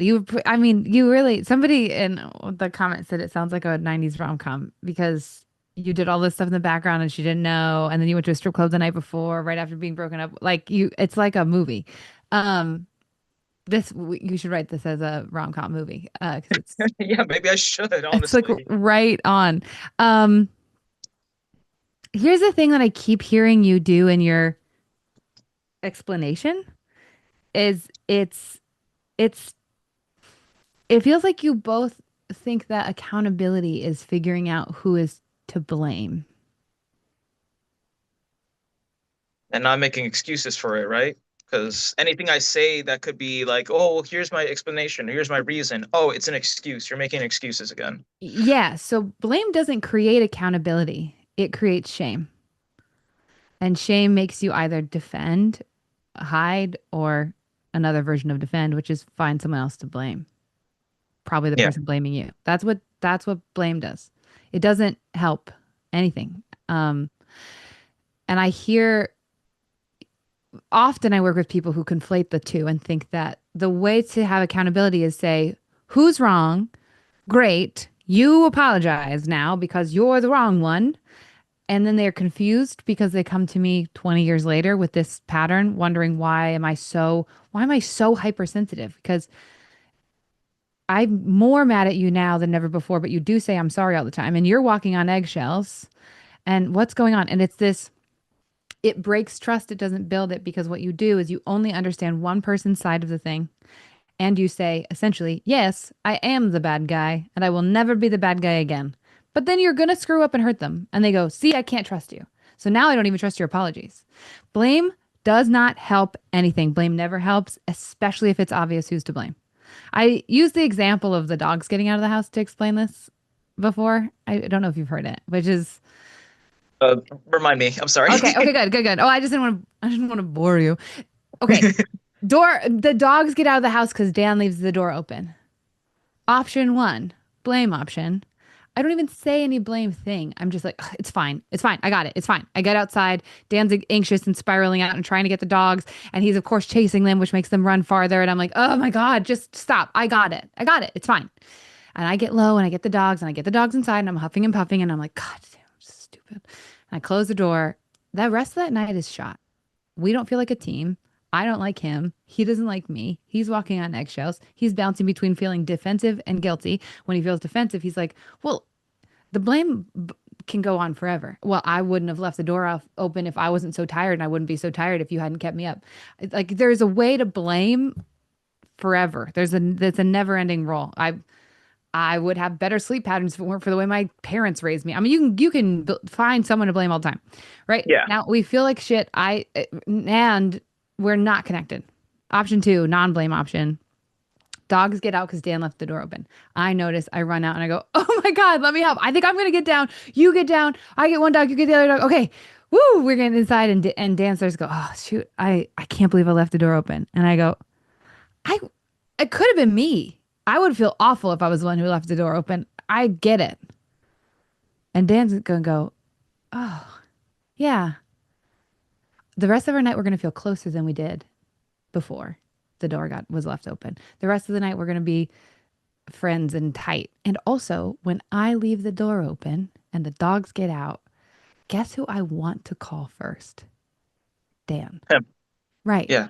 Because I didn't blame him, so I don't think he's going to blame me. We've set up the precedent. That's the danger of blame. It doesn't create accountability, it creates shame and it creates distance. What creates accountability is it's why I structure the mirror game. I structure it is seeing and understanding what it felt like to be the other person. Really seeing and understanding that. That helps you choose a better step next time together. And right now, it sounds like you keep having this repair conversation that's essentially Jose is to blame and he's bad and he should apologize. And you're even when you're yo-yoing between feelings, it's like, well, don't be mad at her because and don't be mad at me because well, actually, you do go be mad at me. You basically just keep saying, be mad at me. You're finding who cares? I don't care who's to blame. It doesn't help. I don't, and if the more you guys focus on who's to blame, the more distance you're going to have either now or later. So the only way to repair and the tools to learn aren't how do we apologize when we are to blame, but rather how do I see the impact in you that I had and how do you see the impact in me that you had and how do we choose together our next step? But right now you're not seeing each other.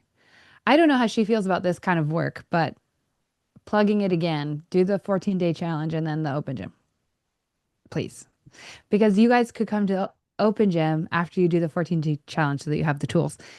Come to open gym and just practice it there and see if she can actually see you. And if you can, you know what I mean? Instead of you having to just drown in the shame of it. That's very optimistic. I would love that. It's But not just optimistic, Jose. It's the only way I've seen heal things. I don't know if she even would. Um, we still talk, but we're not together. That's it's just been hard letting go. And kind of like something that you said earlier in the session today, where like you've had thoughts of like where you've gotten really low and it's like, okay, well, do you die or are you seen? So I feel like I'm in this weird rock in a hard place point because I invested so much into this person, and then now I'm branded this way. There's nothing I can do to get them to see my my side or my perspective, and so it's like, okay, well, I either let this die and I stay miserable, and then I've had thoughts where like, oh, well, my head's kind of going into the dark spot here, like like Mm, I've not that I would act on it, but yeah, I've had thoughts about killing myself. Um, that goes, I mean, is that part of the BPD diagnosis? I'm recognizing it as such. Yeah. I didn't mention it when I was first diagnosed, but the self-harm was there at some point. And it's not because of like, oh, woe is me, like this person doesn't want to be with me. It's more like coming from a place of unworthiness. It's punishment, I think. Yeah. A lot of the self-harm and those thoughts in relationships they are from shame, which is why I'm so aggressively against blame. It's so confusing to do it too. When I finally decided when I decided to commit to Dan, when we had an argument that we couldn't resolve, I would, and I would surprise myself by doing it, rock my head into the tile of the shower. So it would be under my hair. So I wouldn't have any, like, nobody could tell. And I didn't know why I was doing it. And I would punch myself in the hip. And I didn't know why I was doing it. And it was because I had ingrained in my body that if I can't get you to see me as the good guy, I must be the bad guy. And I deserve to be punished. And you aren't punishing me right now. So I guess I have to. It is trippy. And I don't know why we do that. But the only way I could heal that is getting rid of blame and shame and choosing curiosity. And Yeah. staying with somebody who helps you stay in blame is walking closer and closer and closer to that cliff. That end. Yeah. Punishment does not change behavior. It doesn't change bad behavior. It gets rid of one and then pops up another because the bad behavior is meeting a need. And if you don't get curious about what that underlying need is, if you don't get curious about the little the part of you that needed to be seen or loved or whatever, if we don't get curious about that, like then blaming and shaming and punishing doesn't remove the need, just switches to another method to get it met. And at some point, you start punishing yourself. It's trippy. And I'm very aggressively against blame because it does not do any good. Yeah.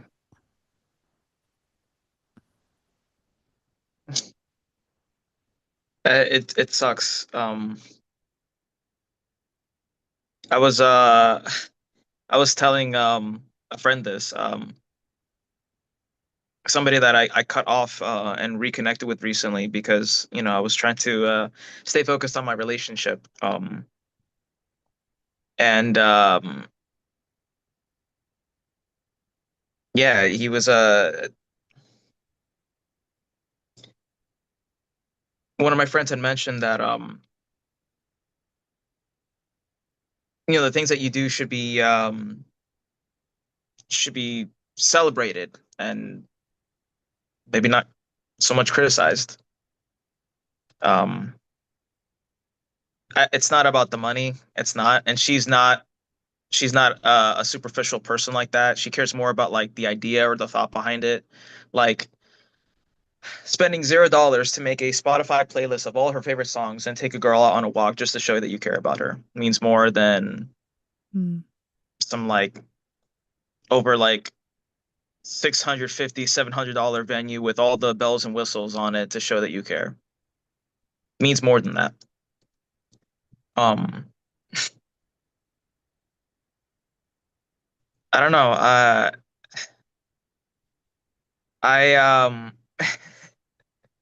I have one more embarrassing story if you're willing to indulge it, or if there's still time. We only have two. We have 2 minutes, and I'm aware of that. So Okay. I don't want you to get caught off in your story, and also I am very curious. Okay. I'll make it snappy then.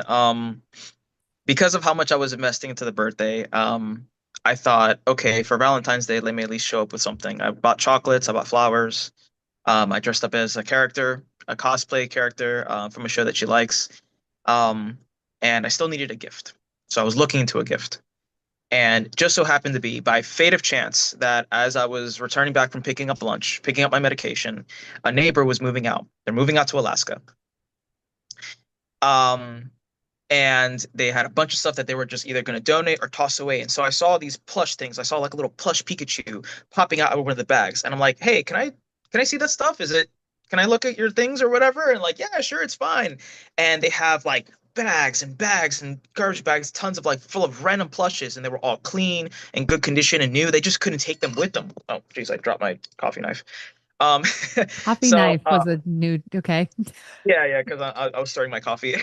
So yeah, a bunch of like good condition plushes, and then out of a bunch of different plushes, I see very specific characters. Oh wow, this character from this show. Oh, like a Baymax from Big Hero 6. Wow, this all looks great. Like very specific things that I knew that she would like, zero cost. I'm like, that's brilliant. That's awesome. I'm just gonna take this stuff. Can I take this? Are you cool? Okay, and I just take it with me.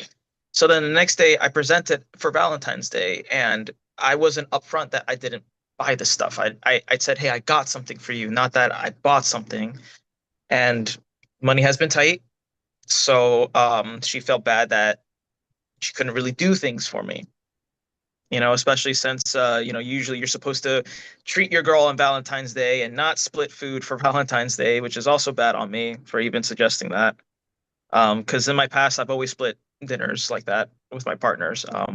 But I presented these gifts, and I didn't say right away that I didn't buy them. I didn't specify it, but I didn't say it. And then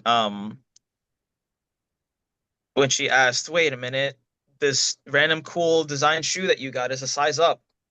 Why is that the case? And I'm like, well, so I got to be honest, I didn't buy these things. And she thought that I was basically trying to pass off neighbor's garbage, um, and lie about it. And all I could do in the end was just admit to something that wasn't true. Like I wasn't going to lie about that sort of thing. I was going to tell her like, hey, like I got these things for you. I just don't That was the takeaway. It was neighbor's garbage that I tried lying about and made her feel guilty because she couldn't do anything for me on Valentine's Day and because I was making the money, essentially. So that's how I spoiled Valentine's Day. Mm, you're I can't laugh with you because it's another story of how you're to blame. I'm worried. I don't like this. I don't like this. It's the underlying, there's a lot of I have to earn love and I have to figure out the perfect rules to get this right. There's not curiosity or acceptance. It's a lot of didn't follow the rules right, which is just setting you up for shame and blame. And maybe that's the way you were raised and it feels comfortable or something's pulling you to this.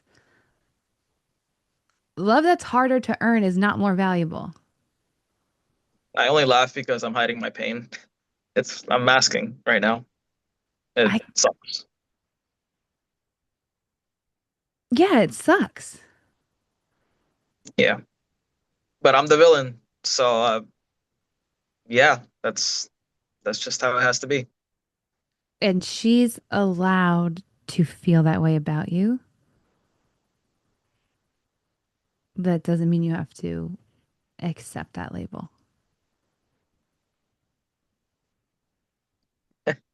Yeah. I Is it know you crazy to know say I that, still but love her after all that? no, I think you are wired to. I hate this. I really do. I don't, it feels like your brain is trying to figure out how to win her back. And I don't think that's the right work. I know. It, I keep running my head into a wall. That's also why I'm not fighting it anymore. It's like I'll accept what I get and I'll accept what I don't. It's just hard to move on. yeah, I don't want to. Selfishly, I don't want to. I don't think, I wouldn't call it selfishly you don't want to. I think that there is a reason you keep doing this. There's something familiar and safe about this dynamic. There's something relieving about having somebody tell you what you're doing good and bad. Like,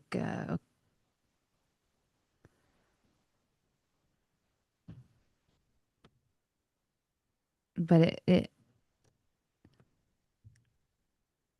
it's like a way to keep you from,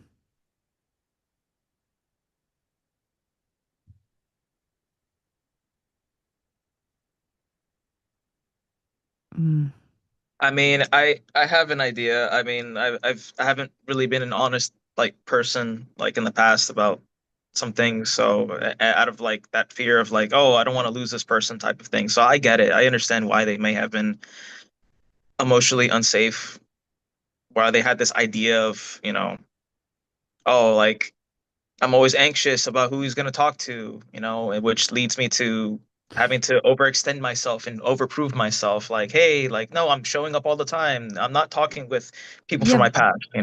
but I don't think you, I don't hear that you're honest with yourself. So how could you be honest with someone else? Yeah. It seems like you're hiding from, it seems like you're hiding from yourself by pursuing becoming the person that would earn her love. So you can't be seen that way.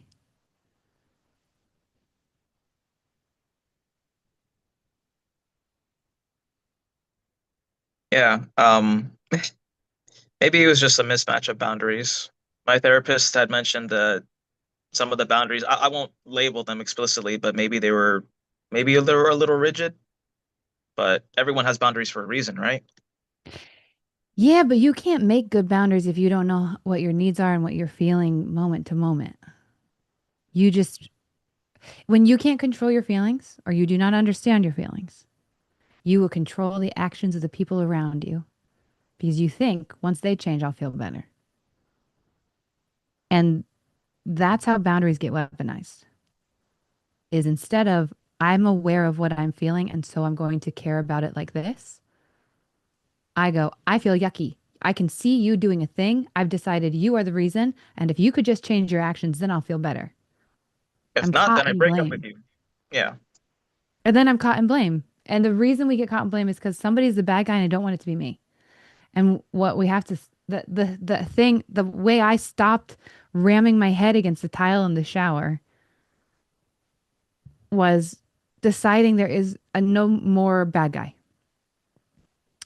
He's not the bad guy. I'm not the bad guy. I need to start being curious. I need to start being compassionately curious. My work is acceptance. Acceptance of the need under the bad behavior so I can choose a better one. Who gives a fuck that it was a bad behavior? Great. That's a bad fit. Good. I won't do that anymore.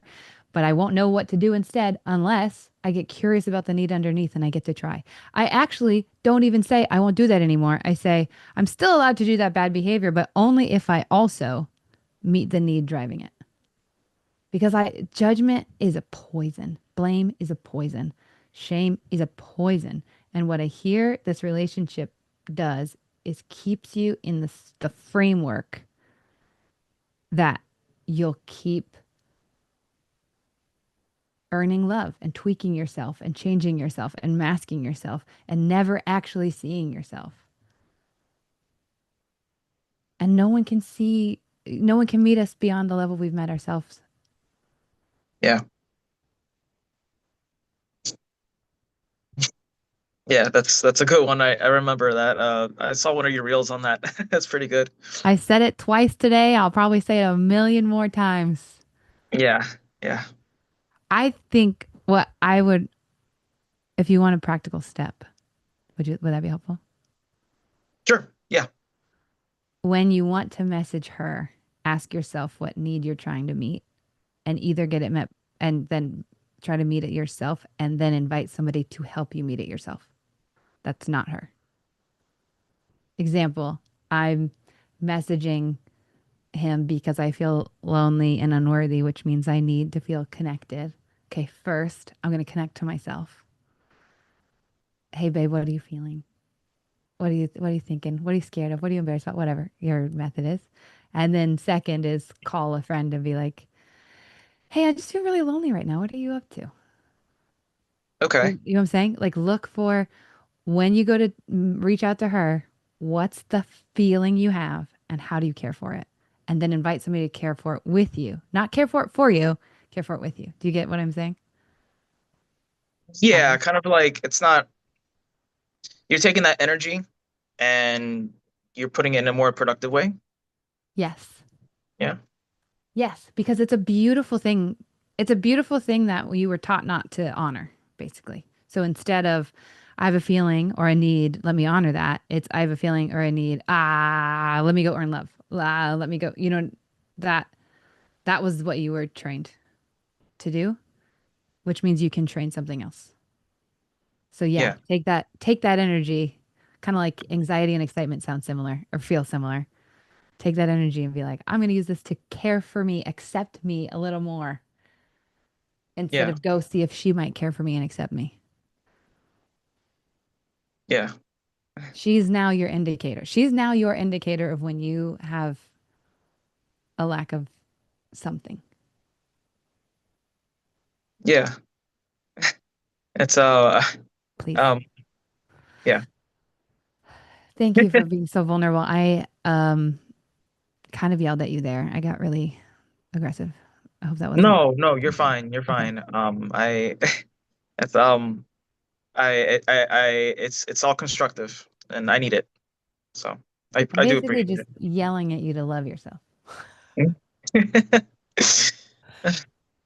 Thank you for being here, for daring to let me see you and be with you.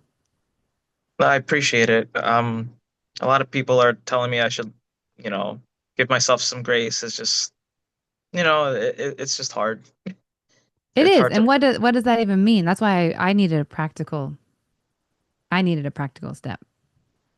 I always need practical steps. I'm like, what does it mean? So I hope that simple shift of using it as an indicator and then meeting the need helps. It really Yeah. helped me. But Thank thank you. you, Jose. Yeah, I'm sorry. I took some extra time. No, you're fine. I think I took it. I took it. Although I do have to go because we're now late.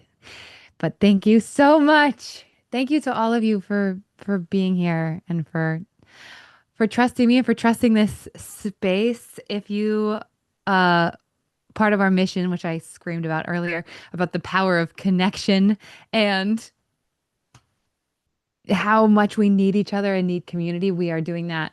Do the 14-day challenge is our favorite thing.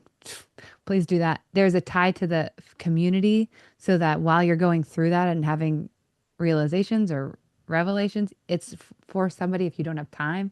That takes you to the community so you can talk about what's going on. It also takes you to open gym. So it's the best way into the world of that we're trying to create. We're trying to make the world we want to live in instead of complain about the one we are in. So morganbirch.com/challenge.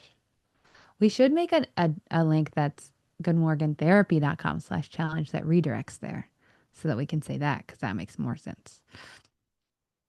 In the future, that will also be a thing. Today, it is not. Okay. Thank you so much for being here.